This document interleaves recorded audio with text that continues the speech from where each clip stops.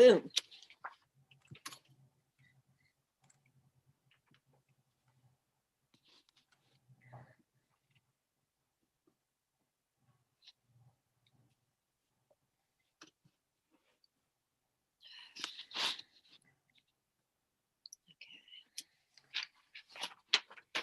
All right. Welcome everybody to the April 1st Clintonville Area Commission meeting.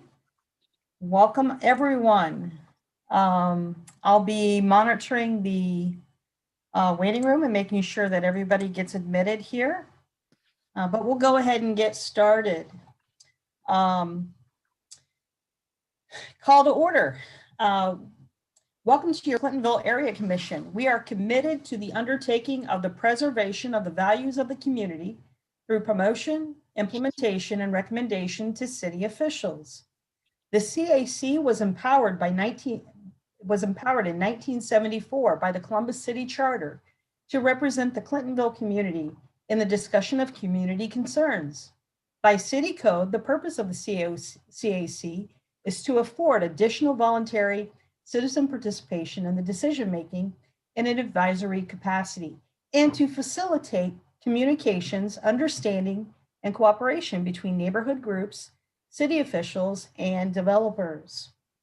And we'll go ahead and get started. As we always do, we'll go ahead and call roll with district reports, and we'll begin with District 1. Hi, I'm Dave Otero. I represent District 1. Real quick update here. I've been working a little bit with the Department of Public Service, trying to get them some contacts in sort of South Clintonville for business owners that they'd like to reach out to with some planning work. I've also been working a little bit with the University Area Commission on some planning that they're doing for Glen Echo Park that the Neighborhood Association, Genka, and we are working on together. Thank you, Commissioner Votero. Let's go on to District 2. Hi, Brian Pfeiffer, District 2 Commissioner. Relatively quiet in District 2 and nothing to report. Let's move on to District 3.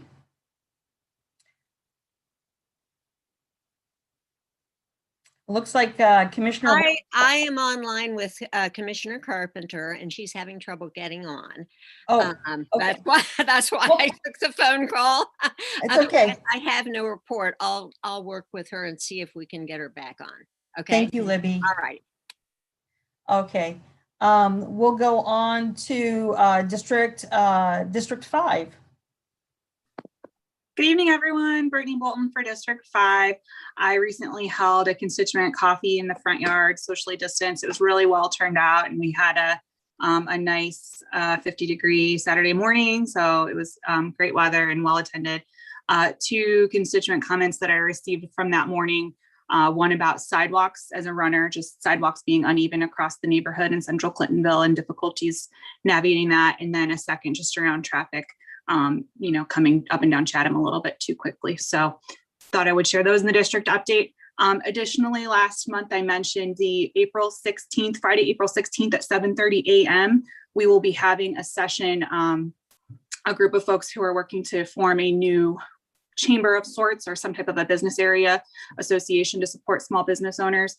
We're having a listening session. So it's on Zoom. I shared the link and I'm happy to put that in the minutes as well so it can get published online. Oh, thank you very much for all of your hard work. You've really put in the hours over the past couple of weeks.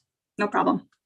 All right, we are on to, I think Commissioner Carpenter is still trying to make her way here. So we'll go to District 7. Mike Wyman here, nothing to report. All right, we'll move on to District 8.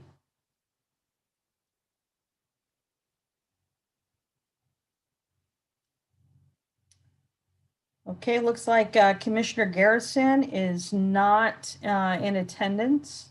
I'll go ahead and give you my district report, District 9. Everything's relatively good in District 9. Nothing major. We did have a city tree get hit that was purchased with grant money that we were able to meet with the city arborist and get replaced. The Juniper School on Charleston Avenue is progressing along with converting the North Baptist Church into their school, and we've heard some neighbors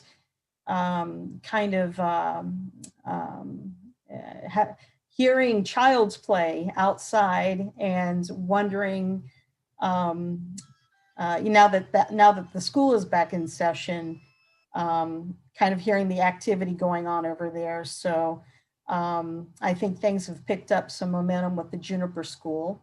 And I think that's all I have to report for District 9. Okay, I think that concludes our district update. I do want to state that for Commissioner Minister. BJ, I'm sorry. Oh, hi, there you are. Okay. So do you have a district? I'm sorry, here's Commissioner Carpenter for District 6.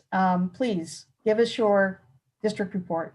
Thank you. I apologize. I have technical difficulties and Libby was so kind to help me. And then one of our residents was so kind to resend me the link. So I'm a little red-faced. Most of my stuff is going to be towards the end of the agenda on the Aldridge issues. So I will defer to that at that time. I'm continuing to get noise complaints, but it's the city. There's not much I can do about the zooming motorcycles or the buzz saws that are going on in the construction right now. So happy to take comments and happy to hear out my constituents, but unfortunately there's not a lot we can do about that. So I will defer to the end. Thank you. Okay, thank you, Commissioner Carpenter. And I think Commissioner Garrison arrived. Yes. Okay, so let's go ahead and hear what's going on in District 8. Not much is going on in District 8, but aside from the continued problems with people getting in the middle of the night videos of random people coming up to their cars and trying door handles. So just a reminder to keep that stuff locked. The big thing that's been lately, I've had a couple neighbors asking about contractor referrals and other things. I spoke to a few residents about, now that things are opening up and everyone has a little bit of extra stimulus money and other things, they want to take care of those projects that they've been putting on hold for one reason or another. And so with that said, there is one thing that I want to just touch on briefly, and I spoke with Tony Celebrezzi on it as well. And there are certain things that are requiring permits, certain things that don't necessarily require permits. And there are other things that would require a contractor. And one thing to look out for, and it's really kind of it's a complex issue, and I can't necessarily just gloss over it now, but there are contractors who are not necessarily licensed with the city of Columbus, and they will do work and they'll pull permits, and they may ask you to sign a homeowner's affidavit saying that you are applying for a permit, and go quickly past the fact that the affidavit kind of puts the liability on you as a homeowner. So if things go wrong, it's on you. And Tony Celebrezzi made a good point about signing this homeowner affidavit and hiring an unlicensed contractor could also lead to the contractor coming back and suing you for various reasons. I'm not necessarily trying to scare anyone about anything, but it is something that needs to be discussed and people need to be made aware of, that the licensing isn't that much complicated for contractors to do stuff, but they have their own reasons and they market themselves in different ways. But now that construction is happening around the city on small scales and large scales, that it's something to be aware of. I'm going to send Ty, I think, and BJ, I'll send you the typical residential form for projects, and it kind of gives a list of what's requiring a permit, what's not requiring a permit, and just things of that nature, just to post on the website. That's really all there is in District 8 lately, just some minor thefts and people getting out and having contractors do work for them again.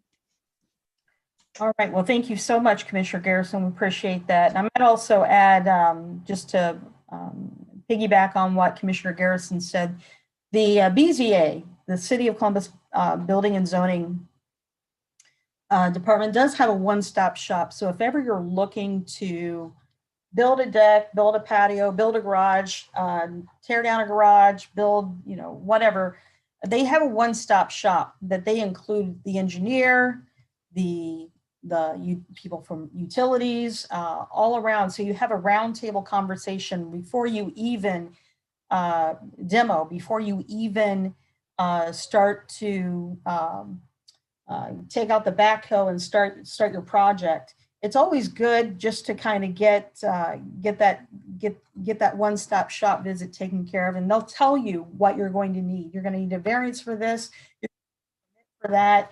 And all you have to do is just bring a sketch of your site plan. It doesn't even have to be anything that's formal with a PE stamp or an architect's stamp. It doesn't have to be, a blueprint or anything like that. It can just be a sketch of your project on a notebook piece of paper. So I always encourage people to go and do that too before they get in too deep, and then all of a sudden they have issues.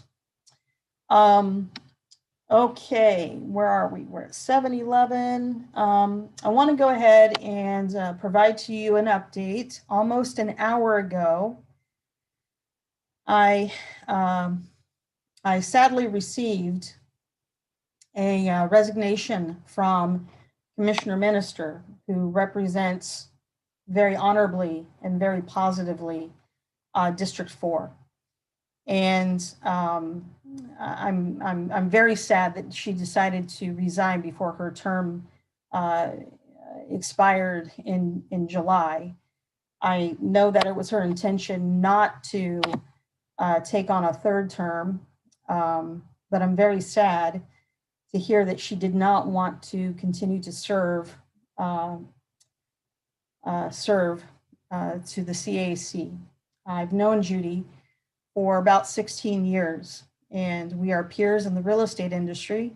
And I have the utmost respect for her. She is a realtor's realtor, and she is just a solid human being, and she has represented her district well. And when I was deciding whether or not I wanted to serve, when I was approached by the neighborhood to serve as a commissioner for District 9, I wasn't quite sure how I was going to be able to navigate that role. I knew how time consuming it was. And I know how demanding being a full-time realtor is. And one of the things that I did was I sought Judy out, and I asked her, how does this, how do you manage this? How do you juggle all of your obligations? And I really modeled myself after Judy. I reached out to my constituents like she did, and I would archive all of my emails and all of my conversations just like Judy did. And I just feel really, I feel disheartened that she's not going to continue to finish her role. And if there's ever been a more dedicated commissioner to serve, I don't know that there's very many people who can hold a candle to Judy Minister. So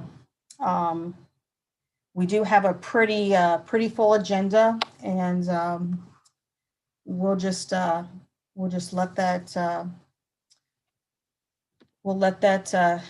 announcement resonate. We'll go ahead and hand the next line item over to Commissioner Bolton, who serves as our secretary for consideration of prior meeting minutes. Thank you, Chair White. I shared a draft copy of our March 2021 meeting minutes on March 24th with all of the commissioners and committee chairs.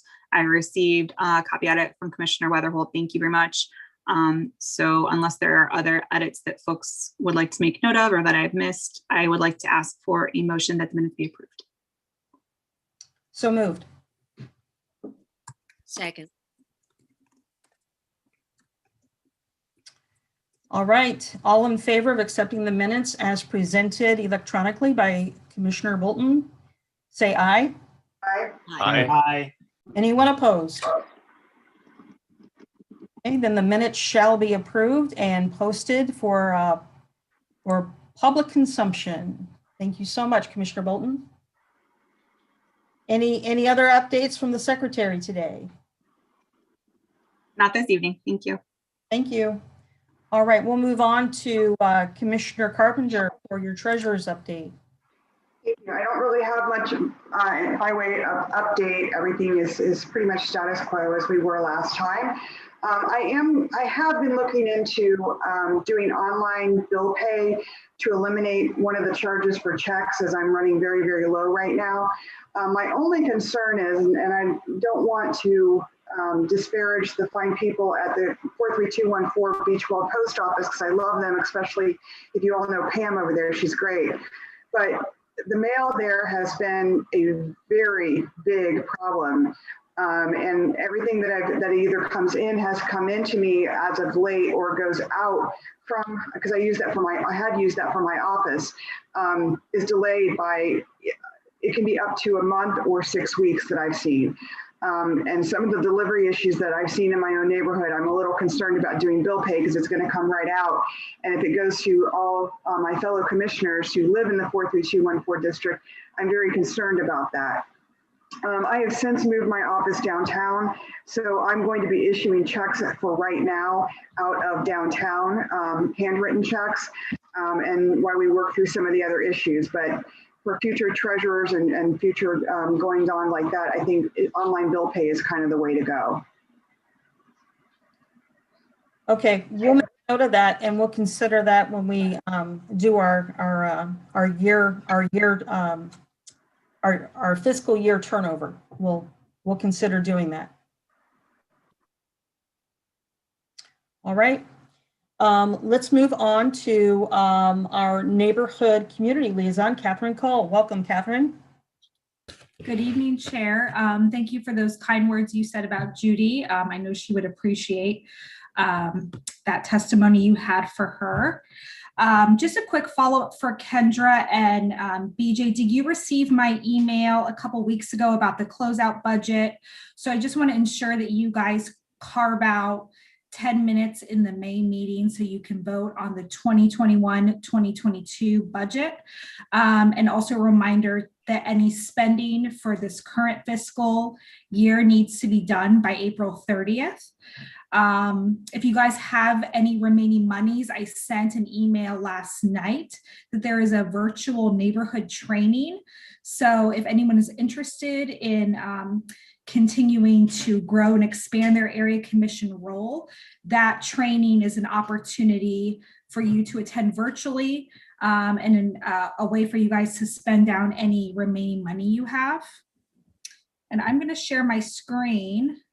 Oh, can you give me permission to share my screen, BJ? yes, I'm trying. Thank you. Sorry about that. I was slow in the uptake. It's okay. Apologize.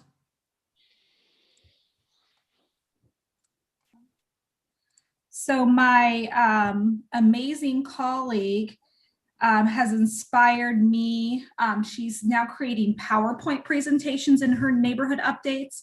And I think that's a really creative way to get our messaging across, because typically pre-COVID, I would hand out a lot of flyers and updates. And because I can't do that, I think this is a great way to remember some of the messaging that we are giving you guys right now. So just a reminder, I'm sure you guys, I know you get a million emails from me a week. The COVID vaccine is now available for all Ohioans 16 and older.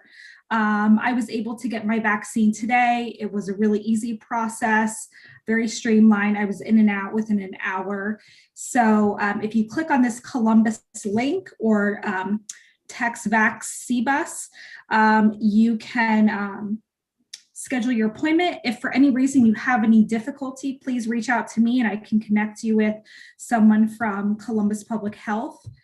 Someone reached out to me today with transportation issues, and I spoke to the staff when I was getting my shot today. If you do not have a car, you can still go up to I'm blanking on the name of the center off of 17th Avenue. But people can, yes, thank you. No, You can- Celeste. Celeste Center, yes. So you can walk up there. You do not need a car, even though it's typically a car drive-through. So if transportation is a barrier, I spoke to the staff today, you were able to walk up and they will guide you through that process on foot. I sent out an email earlier today. Columbus Rec and Parks, the Aquatic Center is now open and they are ready to serve the community. There is going to be an online registration that starts March 29th. Should you have any questions, here's their phone number, 614-645-6122, along with a link to be able to sign up. The zoning code survey has been extended. They received a tremendous amount of responses, but they still want to ensure that everyone in Columbus has the ability to provide their feedback as we are looking at updating our zoning code. So if you have, it took me about 5 minutes to complete the survey. It's really easy. The city really wants everyone's feedback. So please click on that, that survey link. It will be available until May 1st of this year. The Department of Neighborhoods, with our MBK program, we are hosting a virtual job fair this year. This is open to our young men of color in our city, and it is encouraging full-time, part-time, internships, summer work. So if you have any young men or young people in your life, we encourage you to share this link with them so that they can participate and get some work done. And finally, I shared this with you guys yesterday from the mayor's office. Mayor Ginther announced his appointments for the Civilian Review Board. Below are the name of all the people that he appointed to the Civilian Review Board.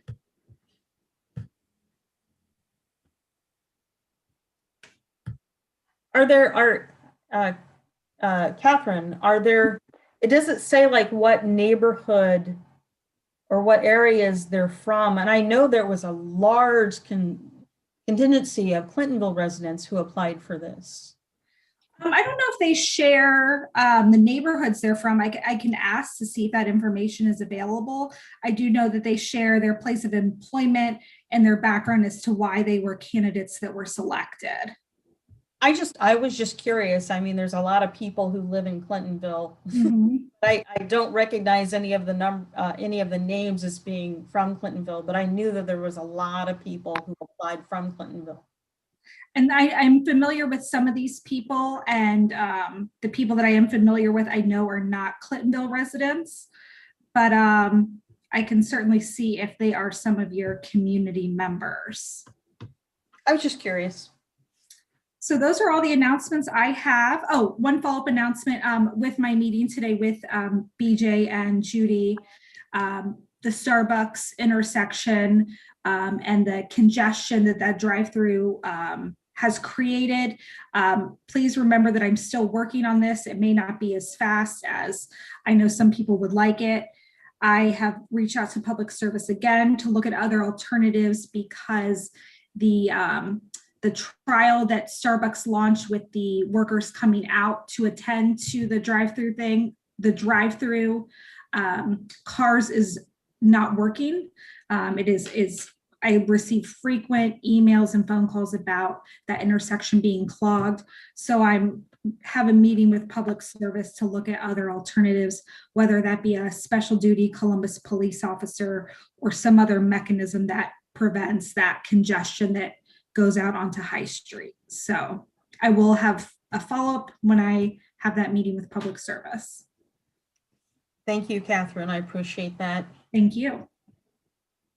All right, let's move I have a next. question for Catherine. Oh, please, Yes. go ahead, Commissioner Wyman. On March 25th, I asked you if there were any projects approved in the budget for Clintonville. I didn't get a response. So I reached out to Sandra Lopez and we are working on that. City Council approves the budget. It's hard to deduce to specific areas because, you know, budgets are approved all over the city. So I am working with Sandra Lopez to get that request completed with you.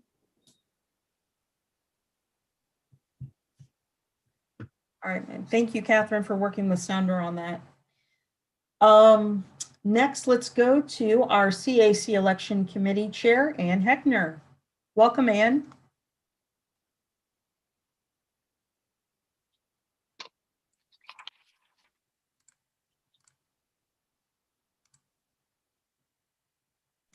Better? There you go. Here we go. We've had a pretty quiet election season. I expect it to continue being very quiet. We have one candidate per district. District 4, Hugh Crowell. District 5, Brittany Bolton. District 7, Michael Weinman. All the petitions were very much in order, and so we have one and only one so far candidate per district. The write-ins are due tomorrow. I have not heard from anyone that they are going to give me a write-in petition. So I think it's very likely that we will have 3 unopposed candidates this year. I don't see a way of shortcutting the whole process. So I think we will go through it, and we will have early voting, we'll have regular voting, we'll have mail-in voting, but I don't expect a very big turnout this year. Okay. Chair Heckner, would you like to discuss next dates, deadlines and dates, and what the plan is for Election Day? Well, the important date tomorrow is for the write-ins. And then on, I think it's April 27th, it's the Tuesday before Election Day. We will have evening hours. We'll have early voting from 6, I think it's 6 to 8. And on Election Day, we are from 10 to 2. Right now, the library still is indicating that we cannot use their facility, and I don't believe that that's going to change in the next month, that we could be actually inside the library. So I did get permission from the city to have a tent next to the parking lot, and we will do some version of that, whether it's the smaller tent that BJ has, or she had a great idea, just use the back of an SUV. We may try to scale this down to something that will accommodate 1 vote per person. Okay. All right. Well, thank you so much. Does anybody from the commission have any questions for Chair Heckner?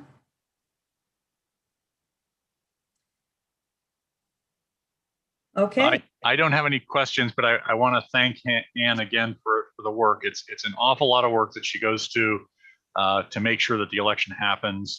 I know maybe we all wish maybe there was a more robust turnout, but I'm totally happy with the turnout that we have in terms of the candidate field. And I want to thank you for the time and effort that you put in getting us this far. Thank you. Absolutely. Thank you, Ann. Okay, it is now time. I'm sorry, I'm just trying to monitor the waiting room and the chat field, but it is now time for the MORPC presentation. And I don't think it's Rolanda Hampton who's here, but this is the, she is the Diversity, Inclusion, and Engagement Officer with MORPC. And there's a joint initiative with the Franklin County Board of Health. And who is here for that presentation? All right. Hi, it's me. It's me. I'm Jenny McAdams. I'm with Franklin County Public Health. Welcome. Thank you so much. Thank you for having me, everyone. This is great to be here on this beautiful sort of spring evening. Would it be okay if I share my screen? Absolutely. Please do. Thank you so much. Let's see. So as I said, my name is Jenny McAdams. I am the Sustainability Supervisor at Franklin County Public Health. Having said that, initially, I do know, you know that Columbus Public Health is actually the health department that serves Clintonville. We serve sort of all the surrounding suburbs and jurisdictions, 42. But we are partnering with MORPC on this project that we're really excited about. And so I'm really glad to have you, or to have you let me come to your meeting tonight to share a little bit about what we're doing. It's been a while. You would think I would know all the ins and outs of PowerPoint right now, but it's still sometimes a little new. Can everybody see just the main screen? Perfect. Yes. Thank you. Thank you so much. Sorry. So we're working on a joint project called that we're calling Establishing an Air Quality Monitoring Network to Inform Local Strategies. And again, that's with MORPC. Really quick overview of particle air pollution. It's tiny pieces of matter, smoke, soot, dust, much smaller than a grain of sand, but it can, when you breathe it, pass through your lungs and into your bloodstream. This can cause inflammation in your body, which is both linked to heart disease and other chronic diseases. And as we know, chronic diseases can lead to long-term diseases, early mortality, and actually in terms of COVID, having poor circulatory or poor lung capacity can really increase your risk of heavy effects from the COVID-19 pandemic. So to monitor whether or not Central Ohio is meeting the federal standards for air pollution, the Ohio EPA does maintain a network of particle pollution monitoring stations, which is shown right here. It uses highly precise but very expensive instruments to measure levels of air pollutants monitored by the EPA and regulated. But you'll see in this map that there are only two, sort of within the Central Ohio region. We actually are looking at using more cheaper, easier to maintain air monitors, which are called purple air monitors. So these purple air monitors allow us to measure particle pollution at a much larger number of locations, including many neighborhoods in Franklin County. They're not as precise as the EPA, but they do allow us a greater use of data and a greater spread throughout the county. So with this map, you'll see that the remaining red markers on this area are zip codes we would like to place monitors in. We don't actually have those locations yet. Only the two blue are set through the Ohio EPA air quality monitoring. These zip codes were done through maps and partnerships to identify where might be the best data gathering locations. A little bit more about the project. Franklin County Public Health and MORPC have submitted a project plan, and we were actually chosen by American Geophysical Union's Thriving Earth Exchange to do this, and we were partnered with another scientists throughout the country. MORPC uses the weather data and data from Ohio EPA monitors to create a forecast for air quality, kind of like a weather forecast for the next 5 days, and they issue air quality alerts for the region. So we as a group, especially with having a sustainability section at Franklin County, we're interested in understanding the levels of air pollution across Franklin County and whether some communities are experiencing more air pollution than others. With this, we formed the partnership and submitted the proposal. Here you'll see Brooke White. I don't know if any of you know her, but she's setting up one of the air quality monitors. You'll see it's very small, very inconspicuous. And so this project is in the first phase to begin outreach. Our team would like to gather air quality data from multiple locations throughout the county. And that's actually going to be available at real time to the public. So whatever data we gather will be able to be posted, be seen at real time throughout the public. And it'll be used through MORPC and public health planning. What we really want to do with all of our data and all of our tools is to see if there's any inequities throughout Franklin County between air quality, which could lead to increased mortality, morbidity, increased differences in socioeconomic statuses. Really, we can see we think that we'll be able to see some differences throughout the county. We don't know, but that's why we want to do this project. It's definitely an issue, again, because it can directly impact health. So what we're looking for is organizations and individuals to host monitors at their facilities and homes. Again, they're very small. It's hand size. It can be mounted with zip ties. The only requirements are that it requires an external power source as well as a Wi-Fi connection, so a public Wi-Fi. We are using that data to prioritize where the monitors are placed throughout the county, again, including some of that socioeconomic data, as well as the number of children under 5 and adults are over 50. And we use public health data on asthma and COVID rates to determine where those high priority zip codes were. So you'll see here, we're prioritizing those zip codes based on vulnerability to air pollution exposure. The darker are the more prone and more impactful on air exposure. So while it may not seem that Clintonville is the darkest, we do want to have a swath of air quality monitors to be able to do that comparison. So what are we asking? Thank you for your time for all this. We would love it if you or your organization or your individual home could host an air quality monitor. We do have 20 that need to be placed throughout the county. And we would love community involvement, even if nobody here really wants to or really has a desire to host an air quality monitor, we'd love the involvement and the desire to look at the data and to be involved in that process. We're hoping at the county public health level and then as well as Morpsey to be able to share that data with our communities and to influence our health plans. So we have annually a community health improvement plan and community health assessment. And we're looking for this data to really be able to impact our environmental whole, to show where we need to focus some of those sustainability efforts, as well as mortality, morbidity, and chronic disease efforts.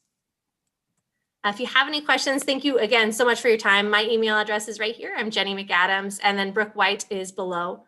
Feel free to email us with anything or any concerns, or if you would just want to hear more about the project, we'd be happy to answer it. And again, thank you so much for your time on this Thursday evening. Well, thank you, Jenny. I appreciate that. Does anybody from the commission have any questions for Jenny?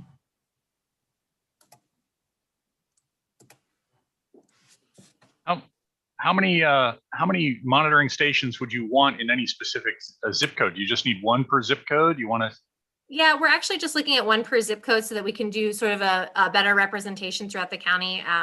What we see, you know, with some of the EPA monitors, those are the very high level monitors. So the wind helps, you know, the wind speed and everything helps. But with those very local ones of the purple air, we're looking kind of at those hyper local locations where you could see maybe increased transit or increased, you know, ozone, sorry, not ozone, increased traffic, something like that, maybe to school. We're actually looking as well as to get some high schools or involved to see if they want to have it like right outside where the buses sit, that kind of thing. Okay, would you, yeah, that was going to be my next question. Would you prefer it be located on a Columbus City school site or something like that? And do you locate it high enough that it's not subject to prying or vandalism or, you know, abuse? We try, we definitely try, but the people that are actually doing the maintenance on it are probably Brooke and myself. So not terribly high, so Okay. we get to them. But we would have like a sticker or something to say what it is in case anybody does, you know, call concerned or want to know what it is. But it does have real-time support data. They're relatively easy to take care of. How would you go? I mean, there's two schools sort of in South Clintonville, Indianola K-8 and the new Dominion Middle School, which moved into the former North High School, that I think would be good locations on that would probably be very open to it. I'd be happy to try to connect you with them if that sounds like a good candidate for you. That would be wonderful if you don't mind. Yeah, absolutely. Great, thank you. Yeah. I'll put my email in the chat as well. Okay, great. Thank you. Yeah, I will. I was thinking of North Broadway Methodist Church because it's there at one of our major corners and has a child care center too. So I'll give you a contact for that one. Thank you all so much. And, you know, I'm happy to share the data as we go too. So Great, thanks. All right, Commissioner Bolden. Thank you. Jenny, Ms. McAdams, thank you so much for being here. This is really interesting and I think it's important work. I wonder whether you have yet chatted, maybe you're making the rounds with all of the area commissions, but I'm curious as to whether you've talked to the University District Area Commission yet. And I asked specifically because I have had a couple of folks reach out to me this fall about the proposed power plant and concerns specific to air quality. So I think it would be a really important conversation to have as you plan sites. I don't know that we've had that meeting yet, but I would be happy to. I know Rolanda's been assisting us with getting on the area commissions, but if you also wouldn't mind making that connection, that'd be great. Sure, I'd be happy to. Thank you so much. All right, Commissioner Bolton, can you, would you mind correcting the minutes so they reflect Jenny's participation and her contact information? No problem. And Jenny, would you mind sending me a copy of that PowerPoint? All right. I'd be happy to. Thank you again. Oh, you're very welcome. Thank you. All right. Any more questions for Jenny before we allow her to exit stage left? Anyone?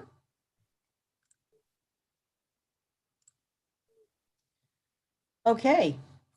All right, I believe that closes out the first segment of the CAC meeting, and we're ready to move on to We will give the floor to Stephen Hardwick. Stephen, are you here? Yes, I'm here. And we are not yet to our zoning and variance segment of our meeting. But Stephen also represents our region. He is the co-chair for Region 4 for the CCS Facilities Community Conversation. We'd like to go ahead and give Stephen the floor so he can update us there. Yes, thank you. And before you get to that, I was asked to give a quick update on what's going on at the former Dominion Middle School, which next year will be called the World Language Middle School. I think there's been a tent around it and for quite a while now. And I talked with the district's chief facilities person and the principal. It's because they've been doing masonry work on the building that they put up the tent around it. They've been doing a whole bunch of stuff inside too, new HV, completely new heating and air conditioning, all new floors in the corridors, and they're as well as they're refinishing the gym floor. They didn't list everything, but they're doing a whole lot. And the next on their agenda is furnishing. So they hope to have all the construction done by the end of the school year so they can focus on because right now the building's empty. They want to focus on that while they can, so that during the summer months they can use a building that's going to be unoccupied. Work on Brookhaven, I believe, because it will be unoccupied for the summer only. And when it's done, it'll be a traditional middle school that will combine grades 6 to 8. Will combine the kids from the Global Academy, who are new Americans, with kids from the language programs of Columbus City Schools. And the principal said she hopes, no one's going to make a promise in COVID times, but she hopes in this fall that they'll be able to do an open house for the whole community. And she said, if anyone has any questions, I'll put this in the chat when people are asking me questions when other people are talking during the zoning meeting. But she gave me her email that said to give it out. It's a public email. Give it out to anyone who wants it. If you have questions, they're very good. They promptly responded to me. I'm sure they respond to someone with commissioner as their title. But so onto the facilities master plan, and they're just starting that program. Starting that now they hope to have something on the ballot in 2020 in the fall of 2022. They're having a set of community conversations this spring and as well as in the fall. The ones in the spring are mainly designed to find out what the community wants and to try to then narrow it down a little bit. And in the fall is when they start getting into the nitty gritty of figuring out the trade-offs of everything. Because we're not going to be able, the district can't do everything that everyone will want. So there's going to be some trade-offs in the end. But at first they want to find out what people want. The first one we are Region 4. The first one will be on April 21st at 7:30. And if you it's on the main website of the CCS, this is on the homepage. You go down to the bottom of their stuff about the facilities master plan, and they have a survey there. It's very short. Filling out that survey is your ticket to getting into the meeting. I'm sure if you really don't want to fill it out and just want to put a period in each thing, they'll still let you come to the meeting. And at those meetings, they'll have a main presentation, then they'll do breakout groups, and then they'll bring it back to the main group and try to get a summary from each group. And then on April 28th, I believe it is, April 28th, they have a meeting of all the co-chairs. And here's where these two things bridge. April 28th is also when I have the Zoning and Variance Committee. Fortunately, the CCS meeting starts at 6. I'm going to push back the Zoning and Variance Committee meeting to 7:30. If Columbus City Schools wants to go more than an hour and a half, I think giving them an hour and a half of my time that evening is plenty. So then they will have additional meetings in May and June, and then they'll start again in September. They don't, and I can give you they haven't publicized, I don't think they put on their website the May and June days, but it'll be May 20th at 5:30 and June 21st at 7:30. And these are all via Zoom. They hope to do they actually hope to meet in the fall, physical meetings, but again, no promises. I think these are going to be some interesting meetings. We have the districts they have told us they want to try to look at what programming needs the kids have, and then move from what the kids need to the buildings that will best serve those needs, which I hope is the way they keep doing it, rather than trying to try to allocate buildings and then fit kids into them later. Stephen, would you mind, for those who have not heard this report before, because I think it's very important that we understand as the Clintonville community why schools are closed or why they're reassigned to a new populace.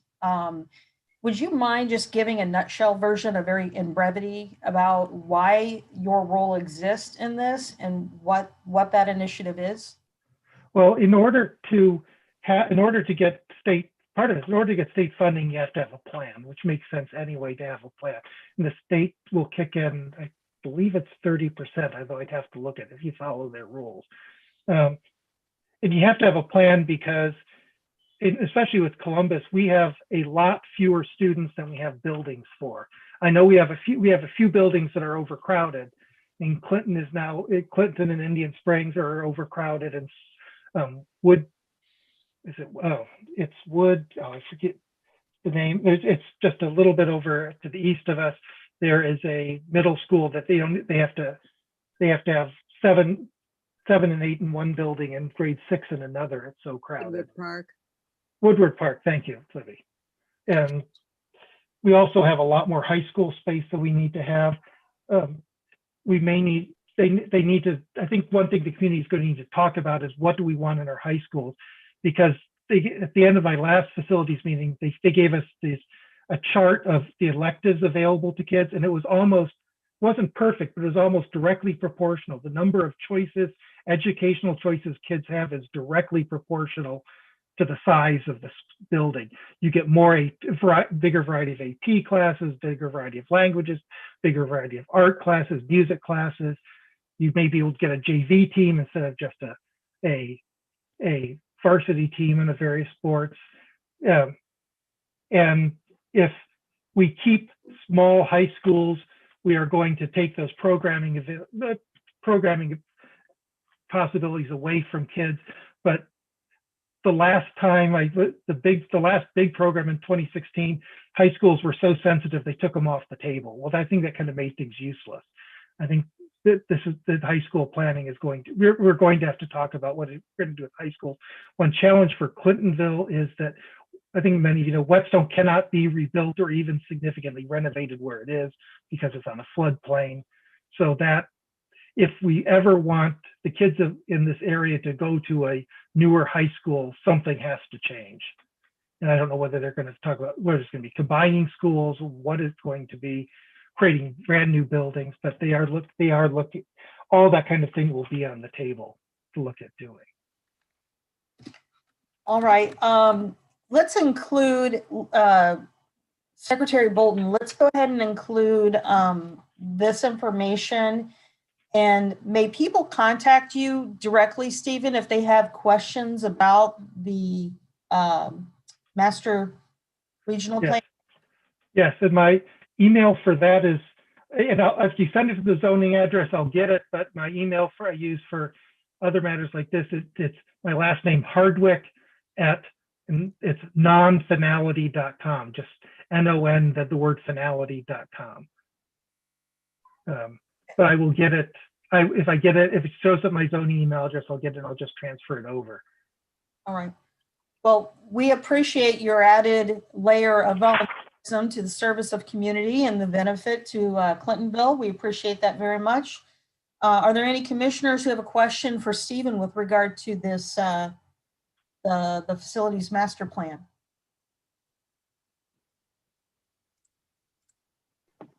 I do. Okay. I'm sorry. Who was that? Commissioner Wyman? Is that you? Yes, Commissioner Wyman. Yes. Okay.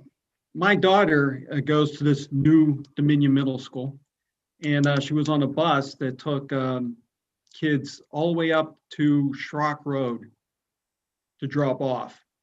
Are they going to build a middle school in between this new Dominion Middle School and Schrock Road? I have no idea on that. And I also know that everything is weird this year because of COVID makes everything weird this year, even with busing, because it's just, and middle school just started. I don't know whether your kid is cohort A or cohort B, but cohort B's only had 2 days of busing. Yeah, it really bugged me that some kid had to sit on a bus going from the university district all the way up to the brewery. Yes, I did.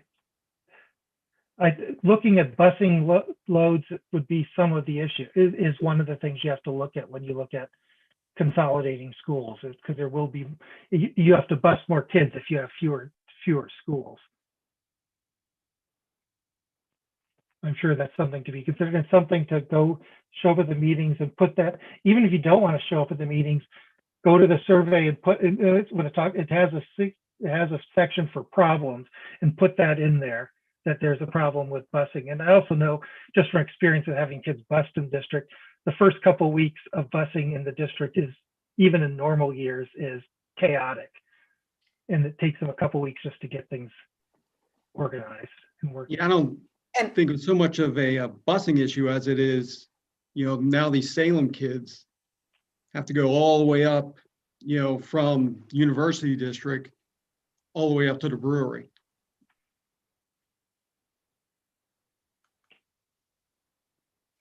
Yeah, Commissioner Wyman, I feel for you because I know what Sharon Heights felt like when Sharon Elementary closed their doors. And our children in our neighborhood ended up having to go, over to Salem Elementary, which took them practically on the other side of Sinclair Road. And those kids that were able to walk to school, now cannot walk because they have to go over railroad tracks, and it's not walkable going over Lincoln over into the Salem neighborhood. So it's very sad to see the schools leave the neighborhoods. It's very sad. And the Dominion district also goes all the way to downtown. So it's a long, skinny district. And when you move it farther north, you get it away from the kids in the south, you move it farther south. And when they did the density map, it's actually closer to the kid density center of the district than it used to be. But it's still, it helps some people. That's the problem with facilities. There's always trade-offs involved, and you can't make, and we're going to have to make some hard decisions, I believe. And that's really one of the biggest challenges. I would sort of second what the point that Stephen's making. I mean, there's always trade-offs, and some people are going to have a longer bus trip, some are going to have a shorter bus trip. I'd have to say that the building that they just moved into is a great building, and it's going to serve them really well. And kids have, access to a spectacular theater now, and there's a lot of great things about that new move into the Old North High School that I think will make, hopefully, kind of an offsetting sort of set of circumstances that it's a good facility with, a lot of updates that should make life better for a lot of students and the faculty.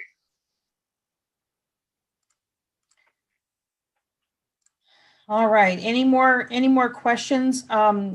Secretary Bolton, let's make sure that we have the master link to the website for the master plan in the minutes. Stephen, if you could just email Commissioner Bolton and make sure she has that information for the sake of the minutes. Right now, and I'd send people just to the homepage. One thing we did get commitment from them for is, in the next couple of weeks, they say they're going to have a website up so that everything that I see will be made public. And so everything, all the documents we get, so that there's no hidden anything. So I obviously don't have that website yet. And even though you attend these meetings, are these meetings closed off to the public and only for the chairs? No, the only meetings these community meetings are for the public to comment. The monthly the meeting on April 28th is not a public comment meeting, but I'm sure it will be open. It has to be open. Okay. It's going to be, you can watch it on Zoom, but to participate in the other meetings, you have to go through the survey to get the Zoom link in order to participate in the meetings, in the community conversation. Okay. You have to register. Everyone can participate as long as they register in advance. Okay. All right. Well, thank you for that. Does that tidy up our presentation with Stephen on the facilities master plan? Okay, and we are moving right on time. We will take it from co-chair of Region 4, Stephen Hardwick, to CAC Zoning and Variance Chair, Stephen Hardwick. And thank you. And I just put that in the email of the principal of the World Language Middle School in the chat. But let's move on to our zoning agenda. The first one I think is going to go a little more quickly because the applicant sent me an email this afternoon. He has just had a new baby that came a month earlier than expected. This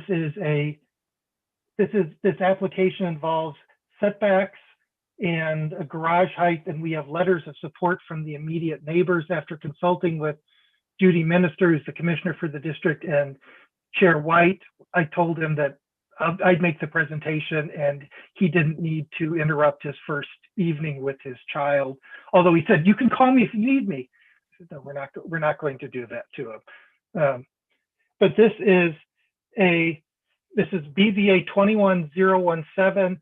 It's 111 West Dunedin. And by the way, he gave me permission to say what I just say on Zoom. So I made sure I could say. Homeowner Michael Reeves asked for variances to increase the height of the garage from 15 to 24 feet, reduce the minimum side yard for the garage from 3 feet to 0 feet, reduce the minimum side yard for the house from 5 feet to 2.9 feet, where it currently is.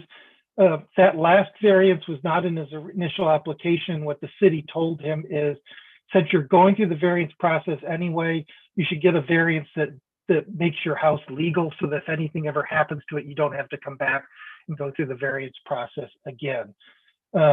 He even said he would negotiate with his neighbor a maintenance agreement that will be recorded, so that he can work on, so that anyone who lives in the house can in the future work on the house. Let's see, the back of the garage. The garage, he says, has actually, the last owner of the home had the brilliant idea, since their cars were too long, they cut out a hole at the bottom of the garage so the hood of their car could stick through it and they could get the car in it. He did say that he needs it closer in order to keep the turning ratio proper, that his husband has hit the current garage twice trying to get in right now. And if they moved it 3 feet away, it would make it much hard, if not impossible, to get into the second bay. He said the city said that they'd support if the architecture matches compares to the house, and he said the design of the second story of the garage was with dormers, so that it was not just a straight roof. It's not a full room space. It's dormers that are giving whatever height there is to it. They'll have one ground level story and dormers on the second floor. There were no comments from the committee or the public. Commissioner Minister reported no feedback from the neighbors, and there was a motion to approve was passed 7-1. Michael Hall voted no because he's generally concerned about higher garages, concerned that someone in the future could cheat to turn it into a separate dwelling. If there's a need to give him a call, I will, but I think I try to be very careful about telling people seriously not show up, because I know that one of you might have questions, but I thought this might be the one of the few that would be okay to tell someone they didn't have to come. And that's my presentation, Chair White. All right. Thank you, Chair Hardwick. Does anybody feel a need to text, email, or call the applicant, Mike Reeves? Okay. Are there any questions, need for clarity, anything that we want to ask Chair Hardwick about this applicant? Chair White, I did want to make one comment, if I may, about the application. Please. And it's not anything against it. It's just I wanted to point out how helpful it is on an application of this nature when there's a request for a variance relative to a setback or a side yard where the existing location is noted as well as the proposed. So on the site plan, I believe it shows an existing setback on the side and then what the proposed would be so that we can see, you can quantify the change. I just want to point out how helpful that was in reviewing the application. And it didn't seem as though the footprint was unreasonably different than what's existing now. Okay. Well, thank you for that comment. Any public attendees have any questions for Chair Hardwick about this applicant?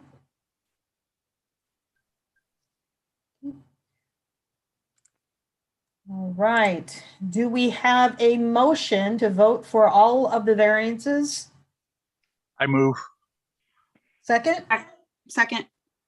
Okay. All right, we'll go ahead and call roll. District 1, Yes. District 2, Yes. District 3, Yes.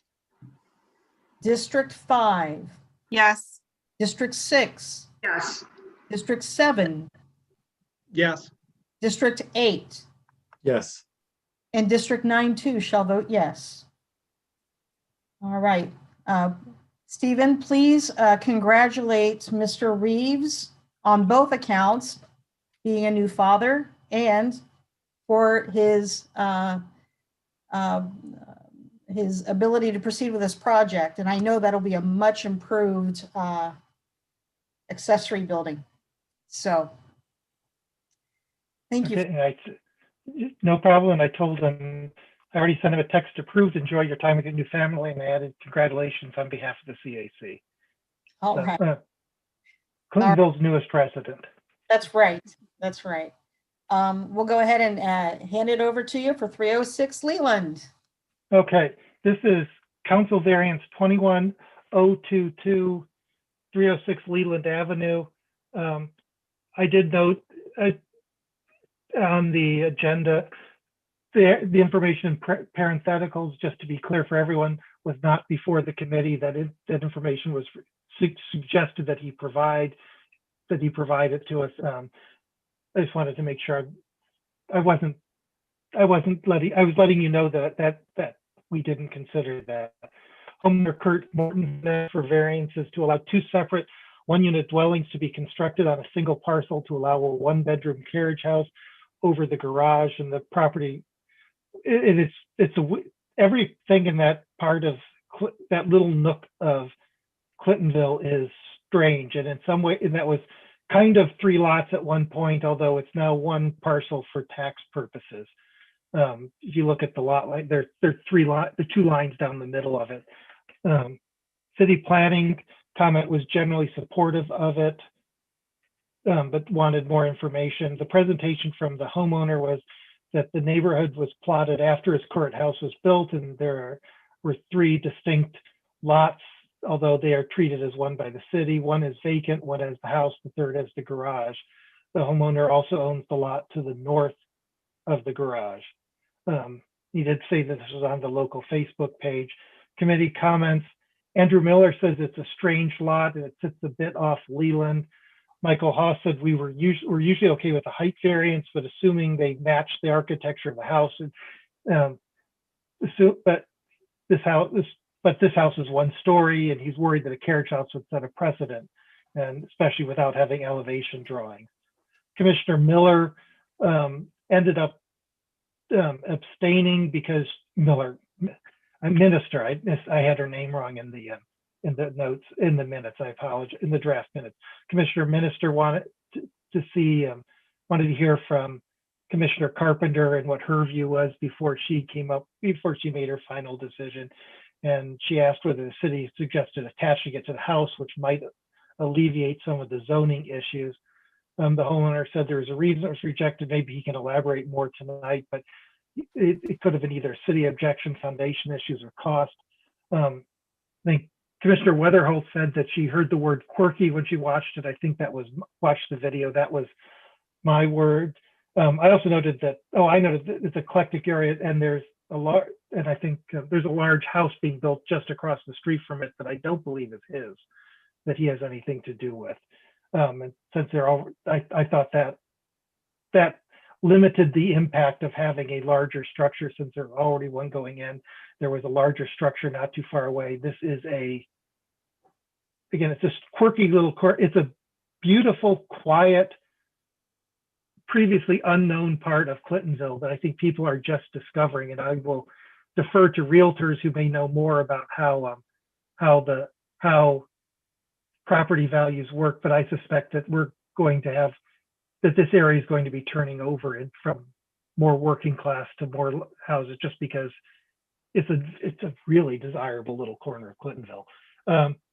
Michael Hall voted that we recommended passing 5 to 2-1. Michael Hall wanted more scrutiny for the council variance. Again, he was concerned about setting a precedent. Mike McLaughlin thought that even though this does fall outside what we usually do it, given the lot's location and size, he votes yes. Diane Hayford had similar views to Michael Hall. Same with Kelly Teal had the same view as Mike McLaughlin. Judy Minister, I already said what Judy Minister thought. Andrew Miller echoed. Basically, there are two camps. It's an irregular property based on the location and size, supporting it. On the other side, there was worried about setting a precedent, and this is a small house and it is different from what we have. Those are, I think, a clear policy choice that's before the commission, and that's you folks get to be the final word on. That is the end of my presentation, unless the commission has questions. I'll leave it up to Chair White how she wants to proceed from here. Is there anyone here representing the applicant? Me. We also have Greg Kessler down in the corner, and my wife Brenda is listening as well, and we have a few drawings she can provide if you would like to see. Okay. Welcome, Greg. And I'm sorry, what is your name? Who spoke up? Kurt. Okay. It's Kurt Mortensen. Yes, Kurt Mortensen. Okay. I get the homeowner. Okay. Only because the nomenclature in your square did not state your name, so I just wanted to state that for the minutes. Kurt Mortensen. My full name is Kurt Allen. That's the K.A. and Mortensen. All That's right. me. Thank you, Mr. Mortensen. We appreciate you. Okay. All right. Would you like to say anything, Greg or Kurt, on behalf of your application, your variance request? Would you like to say anything for the public attendees to know, or the commission to know? Sure. We've been looking for actually years to try to find a piece of land that would let us join as a family, an extended family, to purchase and have a place together, as it were. We finally stumbled across this place when we went to actually look at the lot across the street that's under construction now. So what we have here is a half-acre lot, basically, that, as Stephen was saying before, 3 of the typical neighborhood lots were kind of superimposed on. So I have one lot that's about half an acre. On that lot, in the middle is a 1,200 or so square foot 2-bedroom ranch, and about 10 feet away, across the superimposed dotted lot line, is a fairly large 2-car garage. So what we'd like to do, since I own the property with my wife and my brother-in-law, is to build effectively a carriage house over the 2-car garage, so that my wife and her brother don't have to live under the same roof anymore. Basically building an apartment for Greg, or a 1-bedroom house for Greg. That was our intention when we bought the house. Before we made the purchase, I did talk to a zoning official downtown, and she said with a few variances, it seemed like a pretty reasonable request to be able to go and do. So since the last zoning meeting on Wednesday, I was able to provide a little bit more information in terms of drawings to Stephen. And as I said, my wife has them on a PowerPoint she can present, since I don't know how to do that stuff. So that's basically what we want. It's 2 small houses on what's a pretty large lot for Clintonville. Our intention is to retire here and live in two little houses on a big piece of property. Okay, all right. Is there anything that Mrs. Mortensen would like to add, or Greg, would you like to add anything to that statement? Greg, you cannot know if you don't. Okay, Greg's not much of a speaker. okay, that's all right. That's all right. He's if you don't present. mind- We'll give him some credit for even being here then. All right. I'm Brenda Mortensen, and can you mute your thing? Okay. I was just going to reiterate that our block is very odd, quirky, as you would say. We have taken a house that was built in 1913, and we are renovating the inside and starting to work on the outside. So it's just our goal to bring this one up to neighborhood standards. It's been left to grow over, like a lot of stuff grown over. And so we would just like to be able to continue to renovate the house and have us both be able to live on the same property. Okay. All right. All right, I'm going to try to span the gambit here. Are there any commissioners that have any questions for the applicant? Is it possible for Brenda to share the PowerPoint show images that she mentioned, or that Kurt mentioned, I think? All right, you do have screen share capability, Brenda. Working on it.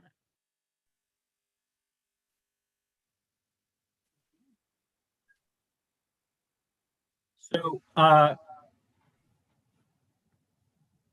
this basically shows the lot on the public alley. We have kind of the side yard, which sits along Leland, and then the lot superimposed where the house sits and the lot superimposed where the garage sits. I'm being asked to provide parking for 4 vehicles since there will be 2 units. That already exists, already paved, ready to go. All we're trying to do is build directly up. We won't be breaking any ground. We won't be doing any digging except to put in some utilities, a trench for water and sewer.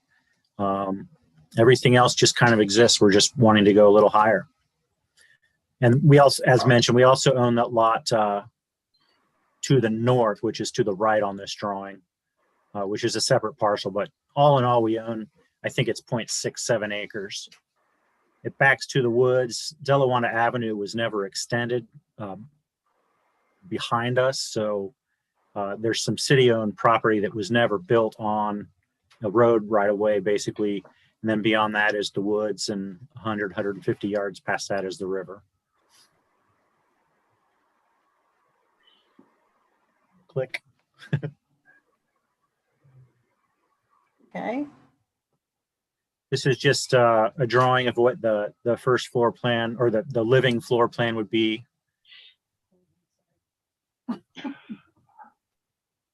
Please stand by. Would you believe we practiced this yesterday? I don't know what I did, honestly. There we go. So basically 1 bedroom, 1 bath, kind of kitchen, living room together. The stairway will come up kind of the back side, the woods side of the house, and then a lot of glass facing the woods. And there'll be a deck on the top side of that picture that isn't drawn in. Okay. That's what we would do to the ground floor, the garage floor. Maintain the 2-car garage opening, but then kind of carve out an entryway and hallway on the ground floor, and then the stairwell up to the living unit. And those are my beautiful parking spaces.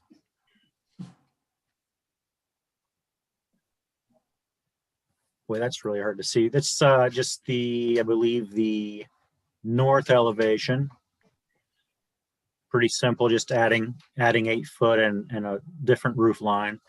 That is the south elevation. existing doors and windows. No windows on the upper floor there on this elevation. This then is the west facing elevation out towards the river. The deck is not drawn on there just for clarity, so the windows are visible. There'll be some conditioned attic space above, and just felt like the higher roof line kind of scales the house a little bit better and kind of matches some of the local architecture here. Kurt, I did check. I thought I did a site visit and I looked at it and I thought, I wonder how high that is. And then when I looked at your plans, I saw it's 33 feet. In that range, so we have pretty much an 8-foot ceiling, about a foot of floor thickness. The engineering isn't done, so that's going to be 12 to 14 inches for flooring, then another 8 inches, and then a truss, which is 24 wide on a 12-12 pitch, is about 12 feet tall. So it's in the range of 18, 31 feet, something like that, 30 feet. And at this vantage point, I'm standing on the riverside looking at the side of the house, and that's the 2-car attached garage, correct? I'm sorry, the house that's showing now is the house that's under construction 17 paces to the east across the alley from us. Yep. That's a true 3-story house that's being built. I think the finished floor is probably about 4 feet higher in the air than our finished floor. Okay. And I just paced it out the other day, 17 steps from my back's pretty much against the wall of my house when I took this picture. So that is directly to the east of us across the alley. That's Leland Avenue that goes by on the right side of the screen there. And then the next photo is kind of me standing in the empty lot that we own to the north of ours, and that's looking due north. You see the window there, the high single window, that's the 2nd floor window with all that roof above there. And then beyond that are those 4-story apartments that are being built behind Graceland. So I don't think this little house we're talking about is going to be the precedent setter for height in the neighborhood, because we're kind of enveloped now with 2.5 and 3-story buildings and 4-story buildings. Will you keep that picture up? Pardon me? Would you keep that picture up? This one now? Yeah. Yeah. I just want to, because it's District 6, and I fully support, Kurt, as you know, what you're doing. And Steve and I apologize when you asked me for a comment. I said no comment, only because I didn't have any comment negative about it. Everybody knows how I feel about garages, but I've been back in this area a few times, even during my campaign. But my husband and I drove back here even today. I wasn't sure if you guys were there. I knocked on your neighbor's door and talked to him for a minute. No, who'd you talk to? It was the guy who lives next to the right of the Quirky house. He's an older gentleman. I don't know, but he lives on same side, just on the other side of the Quirky house. I don't know if I'm the Quirky house or not. Well, it's a picture 10. Is that your house? No, that's the house east of ours. Yeah, that's the Quirky house, as I call it. Okay, so you talked to someone east of there? Correct. In a big blue house. Yeah. Okay. Yeah, really nice older man. Yep. He didn't have any issues with it, but it's so funny when you talk about the Quirky house. It is a quirky house. It looks like it's almost like a commercial structure. So when I was driving back there today, looking a little bit further into it, my husband and I was like, my gosh, I can't believe somebody hasn't bought this property yet and just bulldozed the whole thing and bought, did a McMansion back there, because it's a great piece of land. But I think what you're proposing isn't even going to be seen by any of the other neighbors. It's not going to bother anybody. And I certainly don't think it's going to set a precedence, because that piece of land is such a unique structure. Yeah. I wholeheartedly support what you're doing. And I applaud the retirement and the family share and all that. If some of you know, my mom bought the house next to me just recently. And I think it's just a great thing. We joke all the time about digging underneath the ground and tunneling between the two homes. But, I might know a guy. Oh yeah, we know a lot of people. They're not really good ones. But no, I wholeheartedly support it. And if you guys anybody haven't driven back there, it's a beautiful, beautiful plot of land, and it's not going to do anything more than improve that land. But the reason I wanted to keep this picture up in particular for the commissioners who haven't been back there, or some of the residents who might, or constituents who might have not been back there. If you look just to the left of the tan house, that's Graceland Flats. And it's a monstrosity in my opinion, but it is something that is just overtaken that area back there. So anything that you can do to beautify that area, I am wholeheartedly for it, because I'm afraid what Graceland Flats was going to do to that area back there, because it's really been kind of an eyesore as far as I'm concerned. So I applaud you. We're trying to reserve judgment on the Graceland Flats. I understand people need a place to live, but I don't want to judge too harshly without knowing. But it's pretty visible, and boy, it's pretty bright at night. It really shines. I think I'm not judging the people that are going to live there. I'm judging the actual architecture of what Castro decided to do with it. And trust me, it could have been better. Yeah, I think it's 6 or 8 buildings there that it's quite a presence. Yeah. But good for you for beautifying that area. Well, thanks. All right. Do we have any more questions or comments from the commission for this applicant? A couple quick questions for Kurt and Brenda. First, how are the utilities going to be connected to the garage? You're going to have water, sewer come from the house? Well, honestly, I need to work that out yet. I've been talking to people and exploring it, but it's really going to come down to the building department telling me what to do, what I need to do. What I'm hoping is, from what I've read, I will absolutely have to get a water supply tap, which is probably going to cost me $3,000 to $4,000, which is just obscene, but that's that. I'm hoping to avoid getting a separate sewer tap, but they're just going to have to tell me what they'll allow. I think I have an argument to be made for not needing one. I've done a little bit of research, but as you know, I'm going to present my case and do what they tell me I have to do. Yeah, and I assume because we'll have, full house power needs, we'll just have to get a separate meter service for the electrical. Luckily, there's a pole 20 feet away, so. I think that's probably a point that you'll have to work through them. I'm really supportive of what you're doing. I think the fact that you're adding an additional dwelling, that it could be multi-generational or a multi-family in terms of your extended family, including a brother-in-law. Great idea. I think this sort of fits the mold of accessory dwelling, and accessory dwellings are a growing movement in the country. Columbus is late to the game to allow or figure out how to really regulate or permit accessory dwellings. So you're kind of at a disadvantage because the city is still sort of fumbling with this.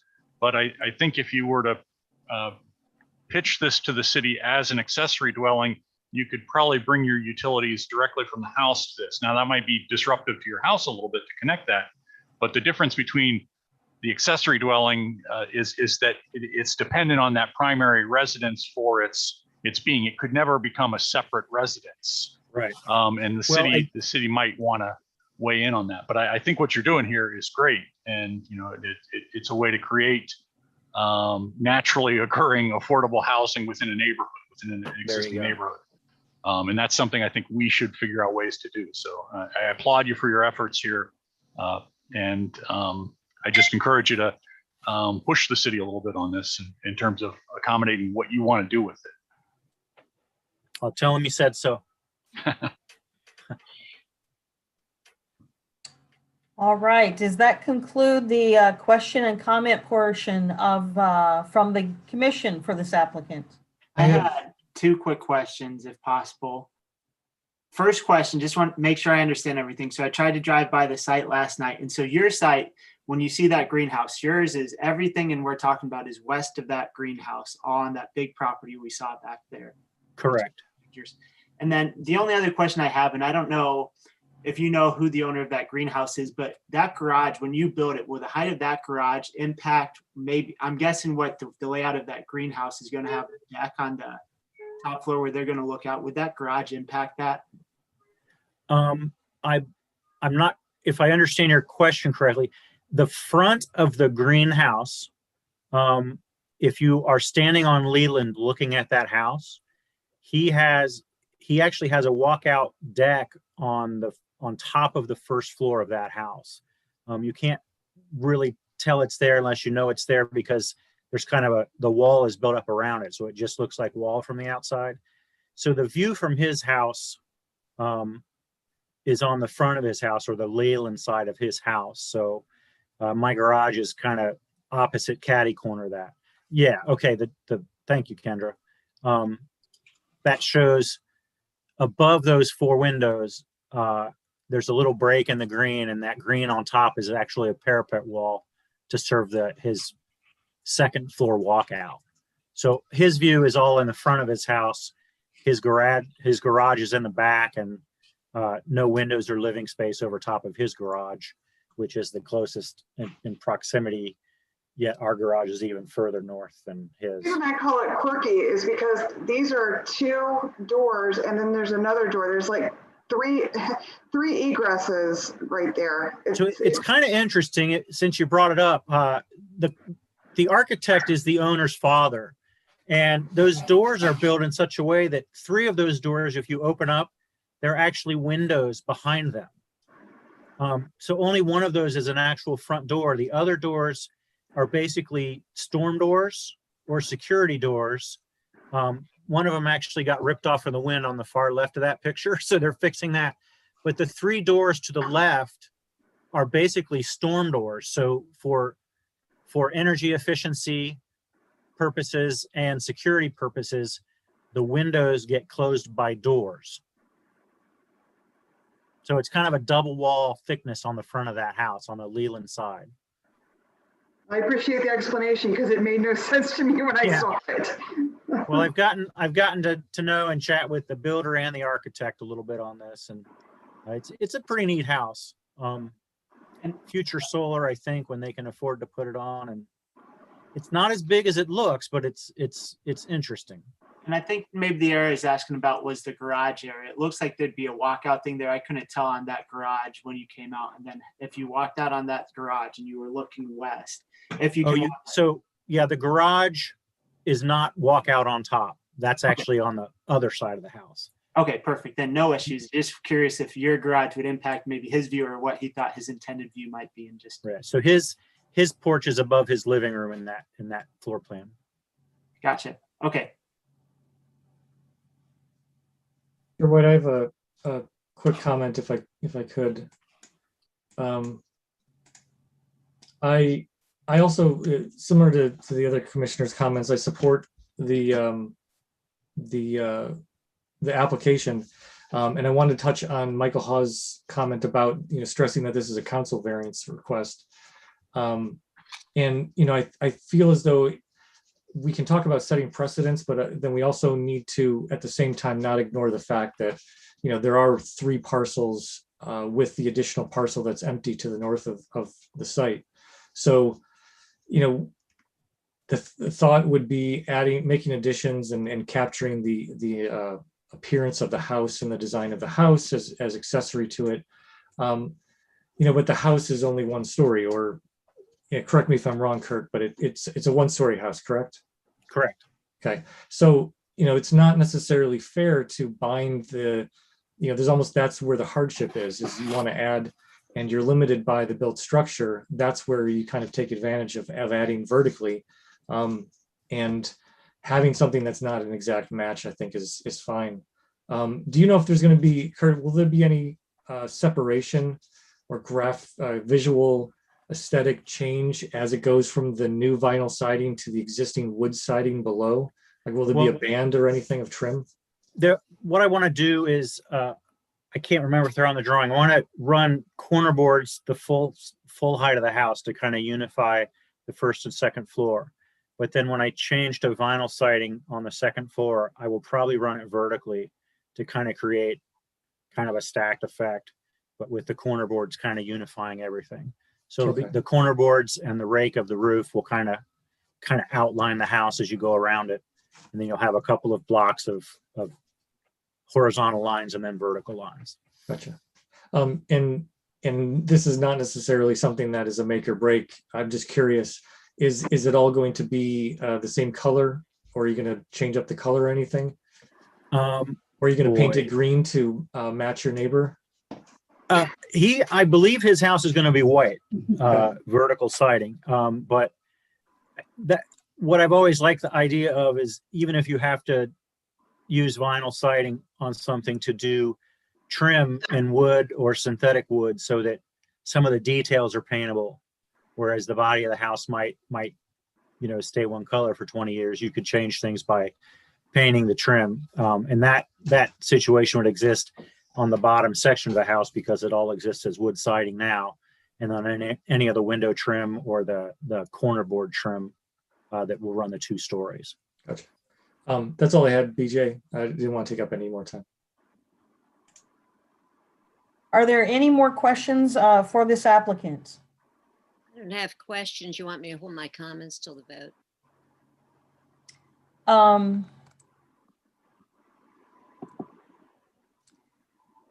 Let's, do we have a, well, do we have a motion? Are we ready to vote for this variance request? I move. Are there any citizen comments? It seems like there are a lot of people here. I asked, I did a call for any comments or questions for the applicant. Oh, I thought we had just said commissioners, sorry. I'll second Kendra's motion.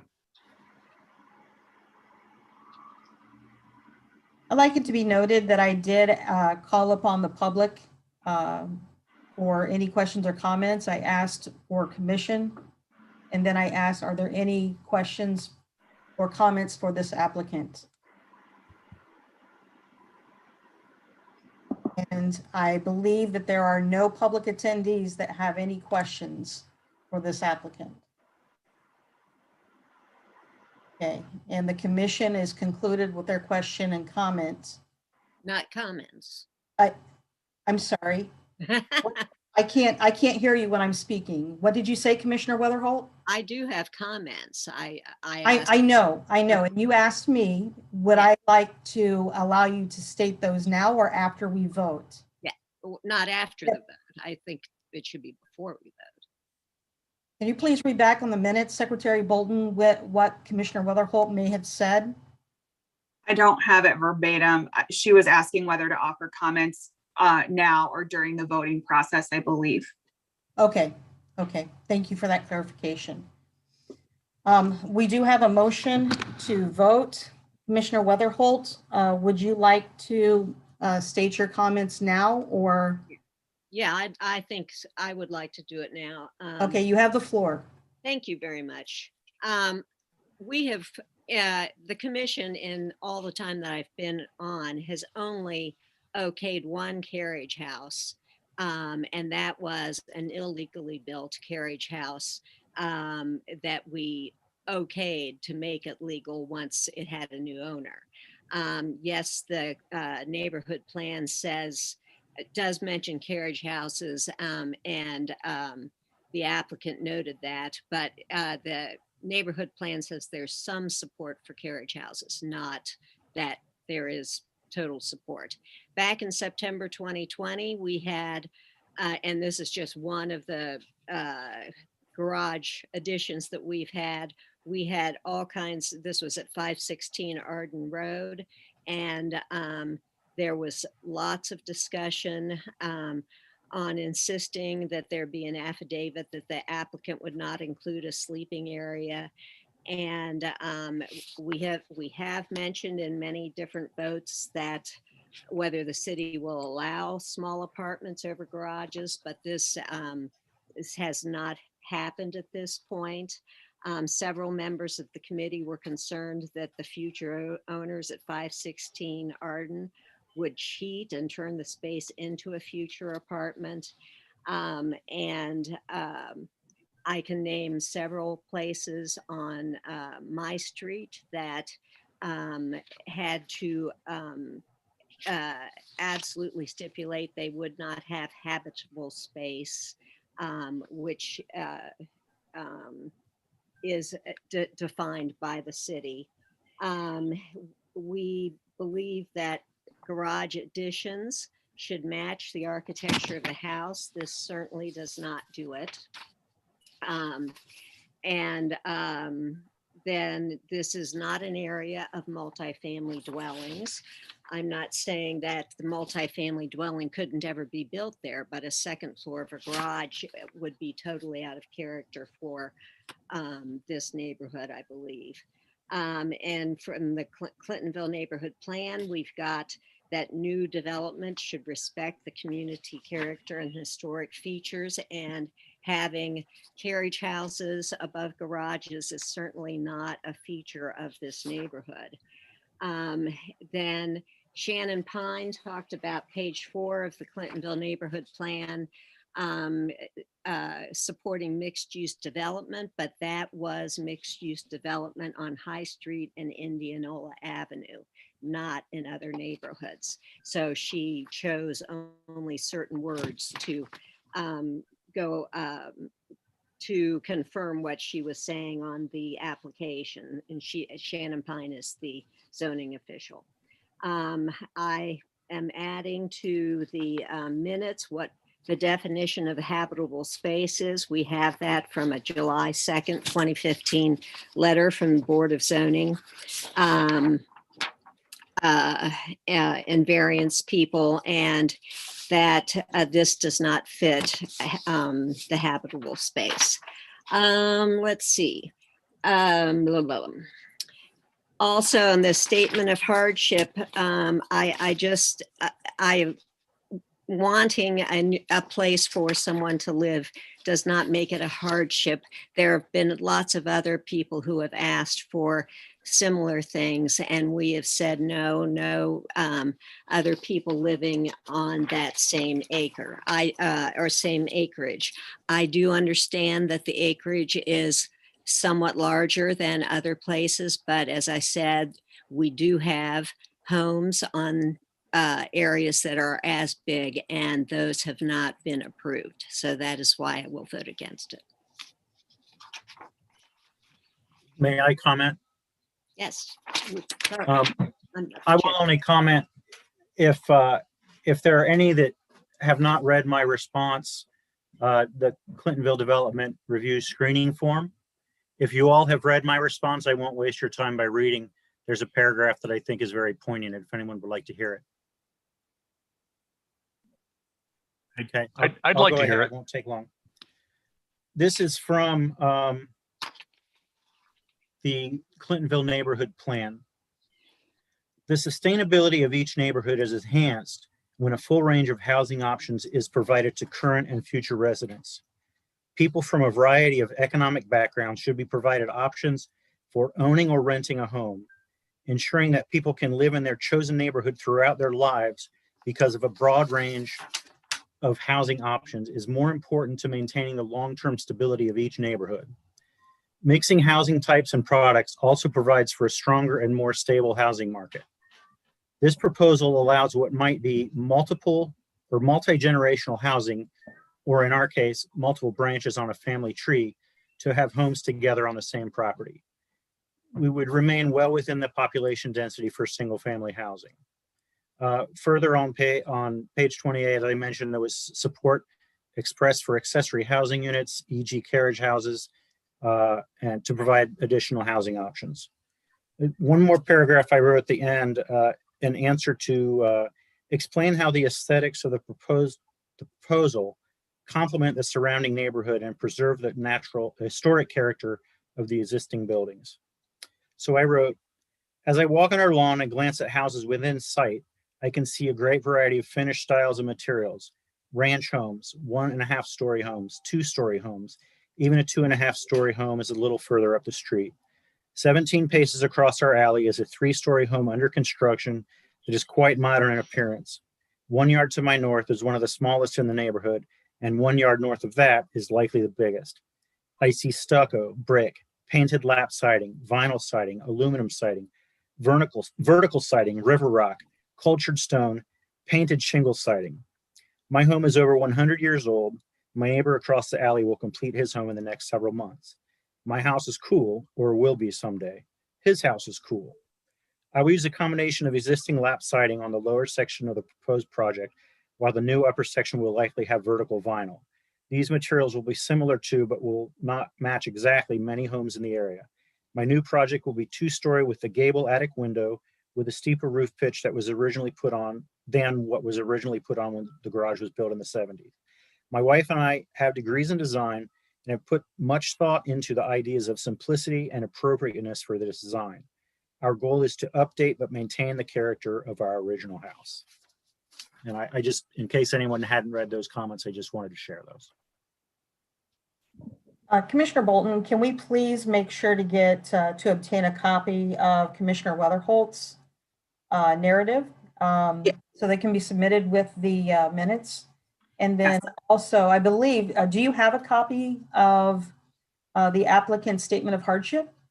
I have both of those items and they'll both be in the minutes. Thank you. Okay, thank you. All right, there was already a motion on the floor to vote. Are we ready to vote? Okay, motion is accepted. We shall go ahead and call roll. District 1. Yes. District 2. Yes, I viewed the property based on location, situation, and proximity. I think it's a valuable plan and like it, so yes. District 3. No. District 5. I also drove by, so I apologize if you've seen a lot of traffic on your corner in the last week, but I vote yes. District 6. Yes. District 7. District 7. Yes. Okay, thank you. District 8 Yes. and District 9. I just want to say that I was speculative. I am encouraged by your statement of hardship. I'm also encouraged by the fact that you will own or occupy the building, and then it's not an impending Airbnb kind of outfit. I too did a site visit, and I think I have been swayed to the yes direction. So District 9 will too vote affirmatively for your request. All right, congratulations on your impending project. We'll have a standard recommendation form submitted by noon on Monday, and we'll make sure to copy you on that. Are there any further comments? Thanks. All right, you're very welcome. Thank you for your patience. Okay, I believe that concludes our zoning and variance agenda. Chair Hardwick has asked me if we could postpone the continued discussion for the proposed zoning and variance committee rules. And I would concur, also coupled in the spirit of time constraints, because we do have a very active agenda this evening, that we would go ahead and table that conversation to occur in our May meeting. Chair Hardwick, would you like to say anything to that? Not to that, just the only addition is that I put a thank you note from Michael Reeves into the chat. Okay. All right. Thank you for that. Thank you. All right. Shall we consider that agenda item to be tabled for May? All in favor, say aye. Aye. Aye. Anyone opposed? Okay, so tabled. We'll look forward to hearing more about that, Chair Hardwick, in May. All right, let's turn the floor over to our CAC Planning and Development Committee Chair, Andrew Overbeck. Thanks, Commissioner White. I went ahead and shared my screen. Hopefully everyone can see that. Okay. Great. Wanted to provide, at your request, an update on where we are with the survey work that we are doing as part of updating the mobility plan. that we first completed in 2015. So I'm joined today by Zach Kennitzer, who helped us with the survey development for any technical questions folks may have. So he's here as well to answer questions if need be. We first did the mobility plan in 2015. Was really helping to focus at the direction of the area commission, focus on implementing items within the neighborhood plan, as well as to inform the city's urban infrastructure recovery fund process. We did a couple of things. This is back, I think, starting in 2013. We had a community meeting as part of the Planning and Development Committee regular meeting, and the city ran a survey, and we got plus or minus 100 participants in terms of the input. And you can see some of the input we got. And it gave us some good input. Certainly gave us a good list of projects. All but one of those at this point has been completed. So we decided it was time to update that plan now that it's been 6 years and really 8 years since it had been looked at in the first go round. So about September of last year, we started to put together a survey. We launched that survey in November. It ran through January, and we received 780 completed responses, which is phenomenal turnout and a lot of great information, especially when you consider the fact that the last time we did this, we had probably, like I said, plus or minus 100 different individuals that were able to participate.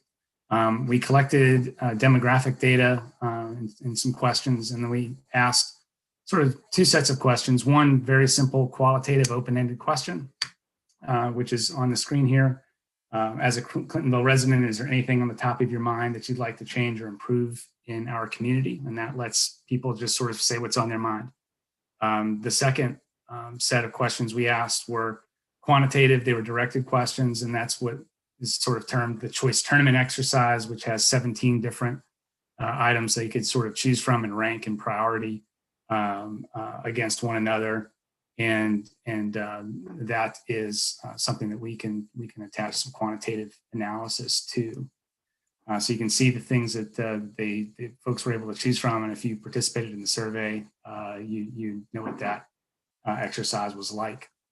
So our next step in this will be to complete our geolocating and making some GIS story maps with those community priorities to be able to connect those priorities to specific parts of the neighborhood. So for example, if someone said, I'd like to improve our sidewalks, we should be able to see where there are clusters or hotspots, if you will, in the neighborhood where people are saying, sidewalks are an issue. So that will allow the city to maybe provide a little bit more direct attention to those parts of the neighborhood. So that's just one example of what we think we'll be able to do with that data. As we're all volunteers, I should mention Zach professionally does survey work. So he designed the survey. We have enlisted the help of a student from Denison University to do all the data inputting of the geolocation. So that's 780 records that she's working on right now. That data is in the process of being geolocated, and I hope in the next week or so we'll have that, and then we'll be able to make some maps out of that to share with you and have some final analysis. We'll also be drafting some of the open-ended responses, some draft qualitative analysis, and share that back with the commission. And we committed during the survey to also share that back with anyone that said they wanted to see the survey results. So we will be transparent with that and send that out to any of those 780 folks that responded with the full survey results.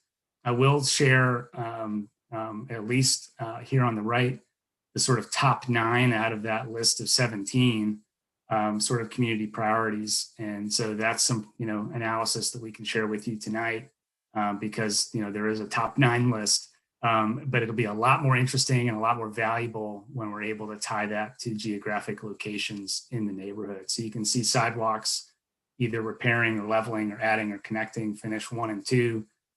parks and multi-use paths 3 and 4, safety of crosswalks, slowing and calming traffic 5 and 6, the aesthetic appearance of streetscapes 7, additional street trees 8, and safety of school zones 9. So I think when we can attach that to specific locations, we'll really have some good information that we can use as a community, but also help to create hopefully some priority projects or interventions, and work with the city on implementing some of those going ahead. So really excited that we've have this opportunity to gather this information from all of our neighbors and be able to share that back and establish, I think, really guided priorities for the neighborhood going ahead. So hopefully we get to the May meeting, or maybe the June meeting, we'll have all of this data compiled and be able to share more than 3 slides with you on this, and have some really interesting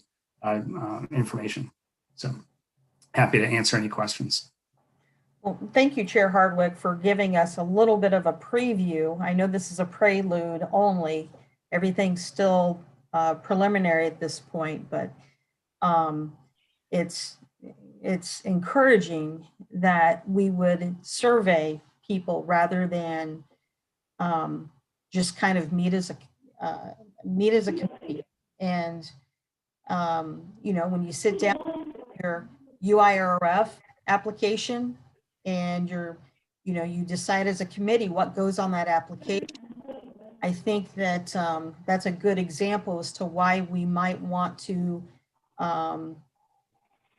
do some community outreach. And I think that the efficacy of a survey allows us to keep our finger on the pulse for when we do sit down and complete the UIRF funding paperwork. So when you sit down and you take these under consideration, that's a big part of what the Planning and Development Committee does.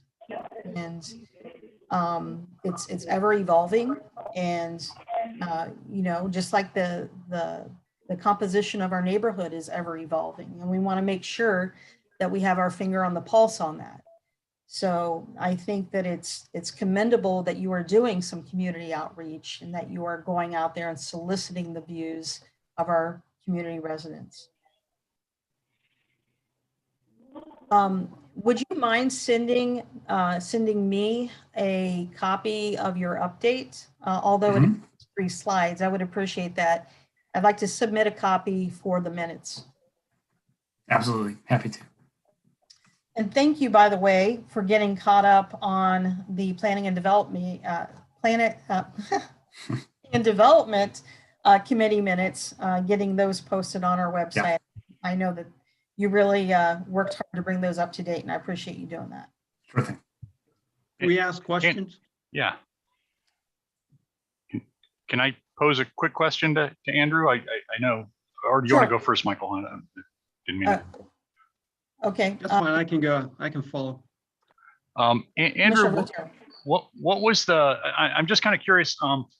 First of all, I think it's great that you guys had the sophistication of this survey, the tournament questions, and the structure of it. I want to really, acknowledge there's an awful lot of depth to this, and we're lucky to live in a neighborhood where we have people who have these great professional talents that they lend to public projects like this, and it's great. But can you just let us know what the methodology was for determining what the tournament cues or the choices, or how do you determine that set of questions that you kind of went through? Yeah, David, it's a good question. We went back and looked at projects that are typically funded by a URF, because there's just certain types of projects, right? And we also went back and looked at things that are in the neighborhood plan and things that are in the mobility plan. There were some things, for example, that were in the mobility plan from the last round that, had things like rain gardens. Well, we don't need to worry about asking people about rain gardens because of blueprint, right? So it just didn't make sense to put certain things like that on the list. So we as a community, as a committee, batted that around. I mean, we talked about it in September and October, and sort of went back through and looked at things that were on those lists and sort of qualified for funding, or were things that were in, you know, capital improvement budgets. And so those were the things that we decided to move forward with. All right, great, thanks. And thanks to the committee as a whole for doing this. There's a lot of work that went into this, and it's much appreciated. Absolutely. All right, Commissioner Wyman, you have the floor. I had a question about the demographic, why that data needed to be collected. Oh, yeah. So it's just, you know, simple things, typical things you would ask on a survey. So, you know, age, the number, you know, length of years people had, you know, lived in Clintonville, those sorts of things. And it just sort of tells you a little bit more about the whoever's answering the survey. So, you know, that just gives you a better sense of we're dealing with someone that's lived in the neighborhood for 20 years or someone that's lived here for 2 years.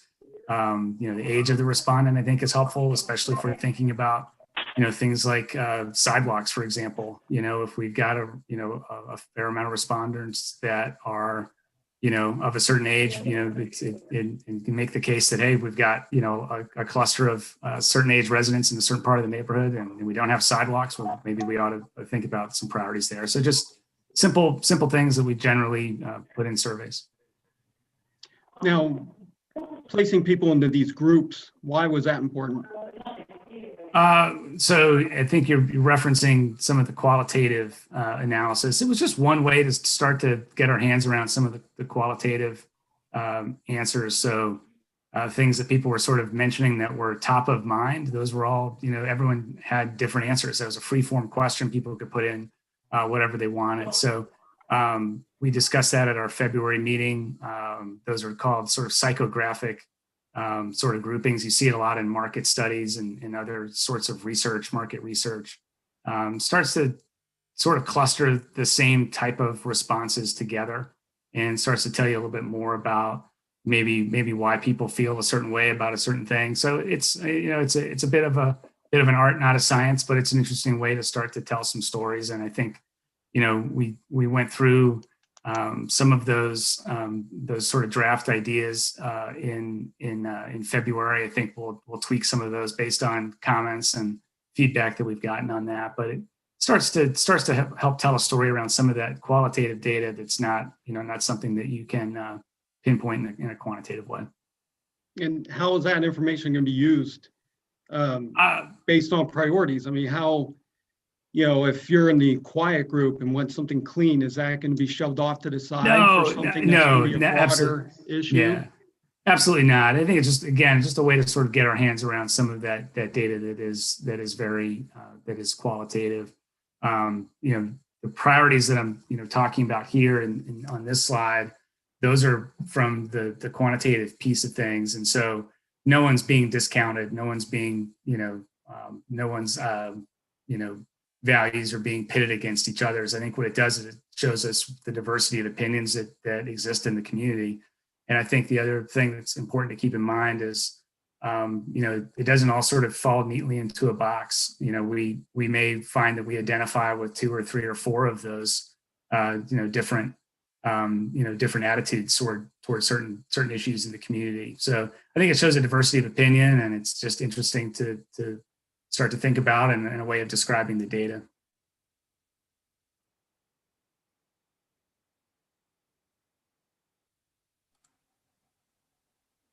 All right, thank you, Commissioner Wyman. Are there any more questions for Chair Overbeck from the commission? Or comments?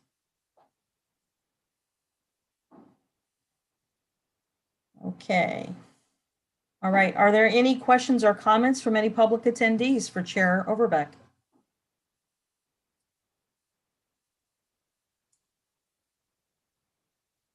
Okay, Chair Overbeck, can we expect more in May from you? Yeah, so our data, like I said, is being entered for free by a student. We got a draft of that. There were a few things we need to go back and correct with some of the data entries. So we're cleaning all of that up and So I wouldn't want to commit to May because we need to make sure that that data is correctly entered. So, we're hoping in the next week to have that back. And at that point, I should be able to give you a better sense of schedule. All right. Well, we're really looking forward to that. I have to tell you, if I may share, I know we're running out of time, but when I first started my role as commissioner, I went around and met with every city department. I met my first 6 months, I went around and met with everybody that I could who would meet with me. And I met with Mark Dravilis. And he's what is his title now? Did it recently change? I think he's the planning director now. Okay, so he is the planning director now. And he's also a Clintonville resident. He still lives in the Ville, doesn't he? Correct. Yeah.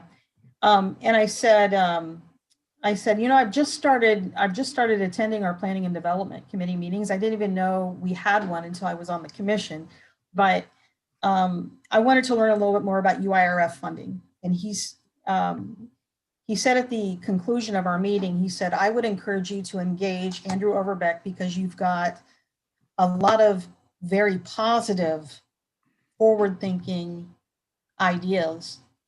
And I put all of my trust and faith in Clintonville, both as a resident and as a urban planner, in Andrew Overbeck. And he should be your go-to guy. So I just want to say that that's coming from way up above me. So I think that we are very, very fortunate to have you here in Clintonville. My pleasure. And I had a resident in District 9 who came up with a survey, and it basically said, what could we do with the billiards building now that we've cleaned up the homeless encampment? What can we do with that building? And I actually had a resident, he's retired, and he put together a survey, and it wasn't very, it wasn't, it's an armchair survey scientist, let's say, but definitely not as scientific as yours. But it was well enough. It got the point across, and it, if anything, if it did any good, it meant that I got the results. I got a pile of results, and it's on a Google Drive if ever you want to see it. But I received a pile of results, and it was kind of a, hey, thanks for asking. Nobody's ever asked us before. So it's just good just to be asked. Hey, what do you consider important? What would you like to see? What are some of your concerns? Sometimes it's just nice to be asked and to be heard. And if we get anything good out of that survey, it's that. It's the community engagement piece. All right. Do we have anything to wrap this up with Chair Overbeck? All right. I'm looking forward to seeing you in May. We'll do our best. All right. Thank you again. Thank you. All right, Commissioner Carpenter, you have the floor. Thank you. We're saving the best for last, District 6. So I wanted to give the floor to kind of a controversial issue that I didn't realize was going to be so controversial. And we've got Phil Cook. I think he's still with us. He has a 4-month-old, I believe, to put to bed. But we are talking about the ongoing issues with Watterson students parking on and around not only Aldridge but the other streets as well. Cook, and I believe it's D-Land as well. And what started this off was I got an email from a resident on Aldridge, and I'm not here to point anybody out. So if you are wanting to speak, you can speak for yourself. But all the comments that I've shared, I think they're attached to the minutes. I've kept anonymously, so because I don't want to pit residents against resident. But I've encouraged those who live on Aldridge to come in and have their voices be heard tonight. And I've told them, please be concise. We're running a little bit late tonight, as you know. But the issue is the surrounding streets, except for Aldridge, have parking restrictions. And they vary in nature. Some are by hours, some are by weekends, whatever it might be. But we have many residents who are for parking restrictions, and we have just as many residents that are against. So I wanted to bring this up as an open forum, even though we're running late on time, to have our residents be heard and to have any questions answered by Phil Cook, who's here from the city. And I believe we have a representative here from the phlebotomy school, whose students also park on the surrounding streets. And I believe we have a representative here from Watterson. I know the deacon I spoke to, this is a holy day for them, and he was not able to be here, but I believe that there is someone here in his stead. So I'm going to call on anybody who wants to speak on this issue, because there needs to be a decision made one way or the other. And I'm not quite sure how to facilitate that. BJ, I'll count on you to kind of help me with that. But it's not something I don't think that for our fellow commissioners to vote on, but it's something that needs to be, I guess, put out there and figured out one way or the other. All right. Commissioners, let's plan on running late 10 minutes. I did commit to 10 minutes for Commissioner Carpenter to provide this forum for her district. I'd like to go ahead and open the floor, if I may, to the residents of District 6. And if you could limit your comments to 30 seconds, that would be appreciated. Raise your hand when you're prepared to speak.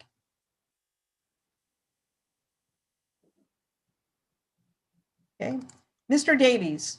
Hi, thank you. My name is Eric Davies. Thank you to Commissioner Carpenter and to the rest of the commission.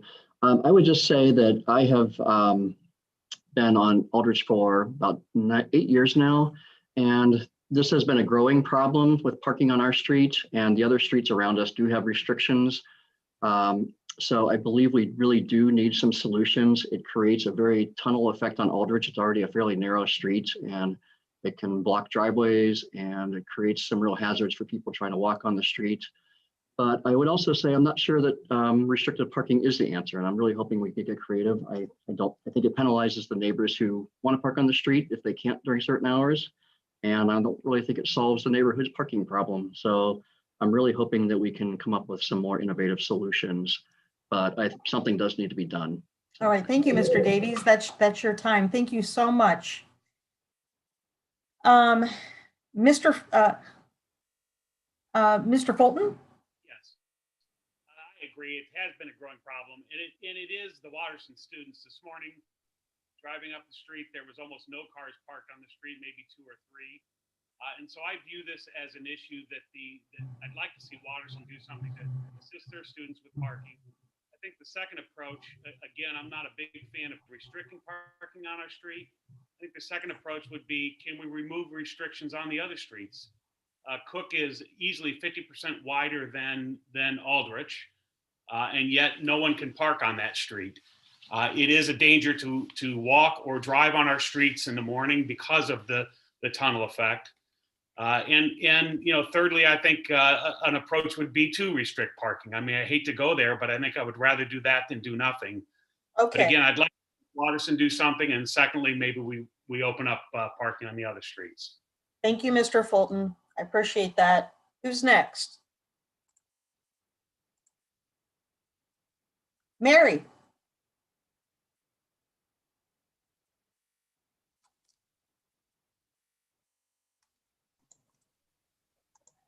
I'm sorry, can you hear me? Yes, Mary, you can be heard. Okay.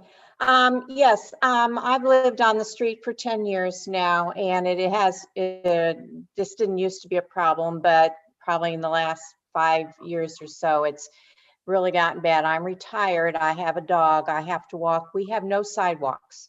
So the only place for us to walk is in the middle of the street, and cars parked on both sides.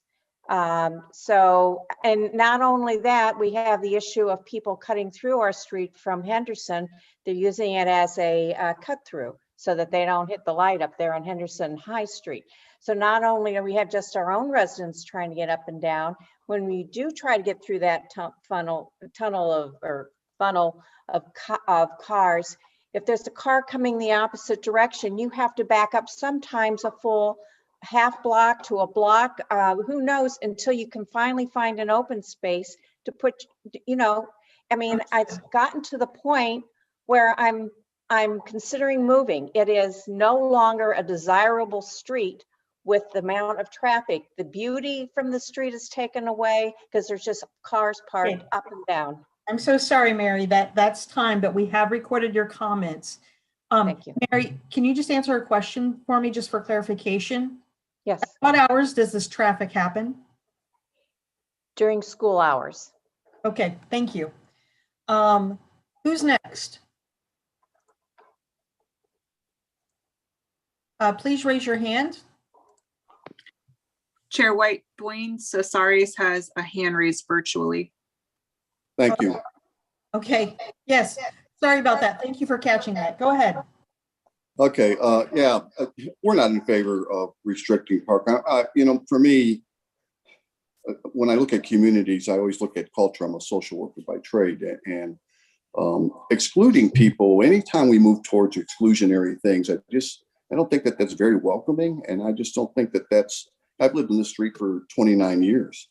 I still think it's beautiful. I think it's a great place to live. I would be against restricting parking. I just don't think that contributes to community. Another note, just to let everybody know, I did speak to both the church, Shaw Davis, the dentist's office, and the phlebotomy school, because all of them park in the street as well on behalf of the church, because of the church's lot. The church does allocate a few spots to each of them. You know, the church tried to work with them, but having the church open up more of its parking lot will not be a part of that solution. Okay, all right, thank you so much. I appreciate your comments. Who's next? Oh, Donna, you're on. Please unmute. Hi, thank you. I echo a good majority of what's been said, and just want to add, I do really believe, because we live in an urban neighborhood, that we should all share some street parking with businesses and what have you. But it really feels like a big issue is that the businesses and schools in the area don't have adequate solutions, and there's not adequate city or community parking solutions. And so it is really like overburdening our street when it's not shared or dispersed equally. And maybe some of the issues has to do with the zoning along High Street and with the schools, because they're obviously bringing more traffic into the neighborhood than what the neighborhood can handle and manage. I appreciate your comments, Donna. Thank you so much. Are there anybody else here from District 6 who'd like to comment? Please raise your hand. Mr. and Mrs. Gibson. Okay. All right. Just we're all neighbors here. You can be heard. Okay. We will go ahead and comment. We walk every day, and it is a hazard. It is absolutely a hazard. We are constantly ducking in and out of cars. And I think that the solution is something where we have to open up the other streets, or have these businesses and schools find solutions on their own. I don't know what you're saying about restrictions. That's an option, and we should look into it at least. But I think when your homeowner's on the street and you can't safely walk on the street, that's a problem. I agree.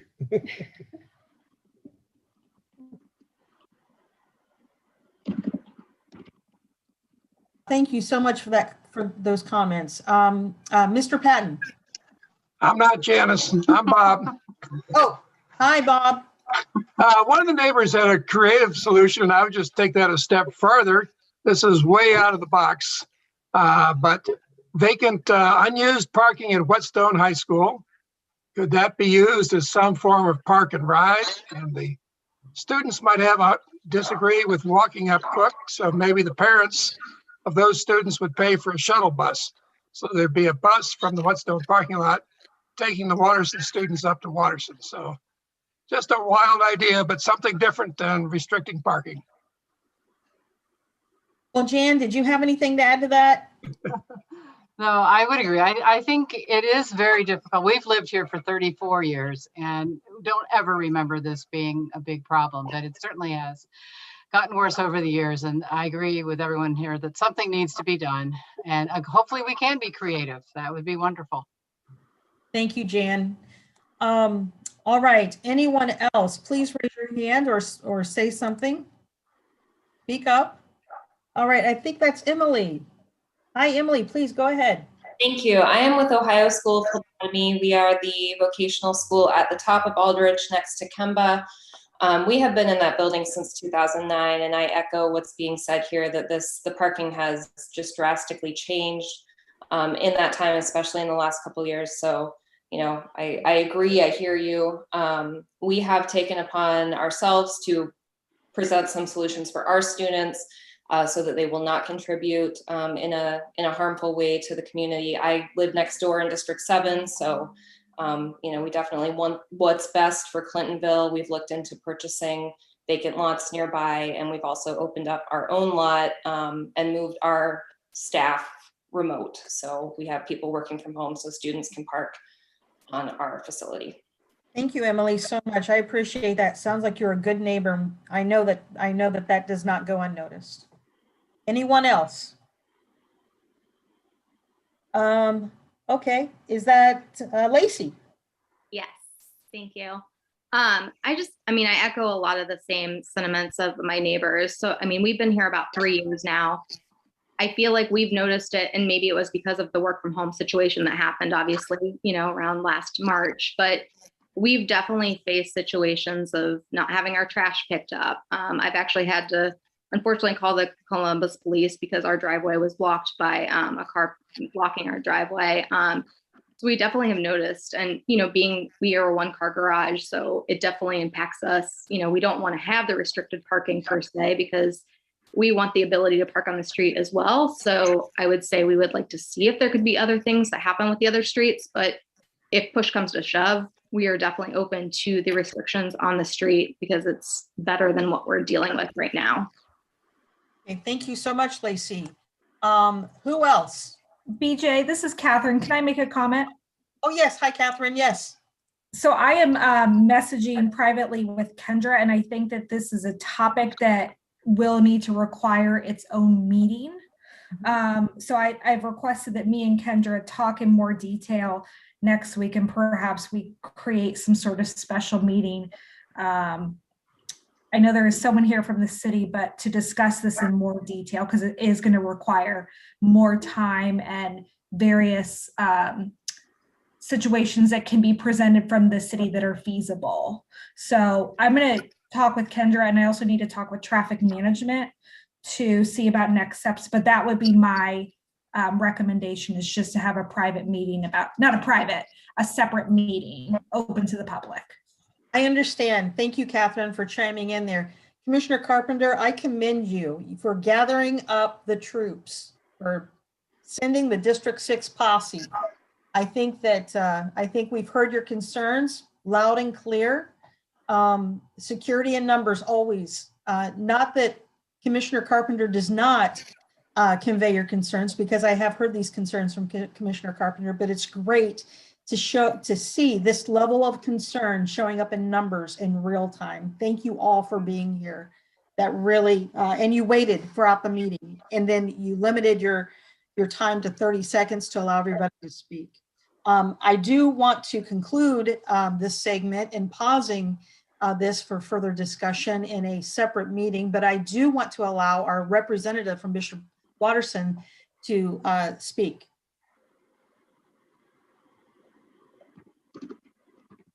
Yeah, thank you. I mean, I think as Eric just posted in the chat, you know, it's been nice working with him. He's been easy to work with. I mean, I think we got to keep in mind it's a public street, and so making rules and regulations against people to park on a public street.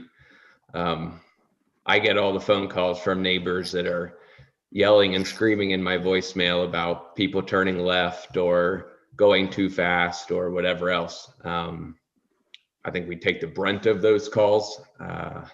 whether that's valid or not. But again, we can only control so much.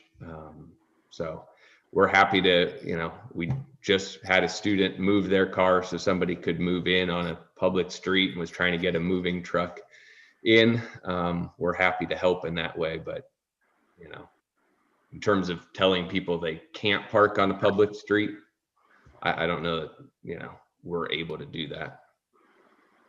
Well, I would encourage you at our next meeting, and I will keep Deacon Campbell up to date, but to come back and share some of the comments and maybe talk through some of the solutions. And BJ, real quick, if you don't mind, Phil Cook, are you still there with us? Yeah, he's here. Phil? Phil Cook is the guy that lives on the street here. I'm not the Phil Cook from the city. Oh, I'm sorry. Well, never mind, Phil Cook. I apologize. I just have a good picture out there.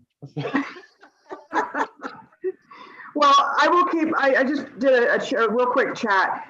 Please, again, send me your email and I'll put together a group email and you guys can share it amongst yourselves.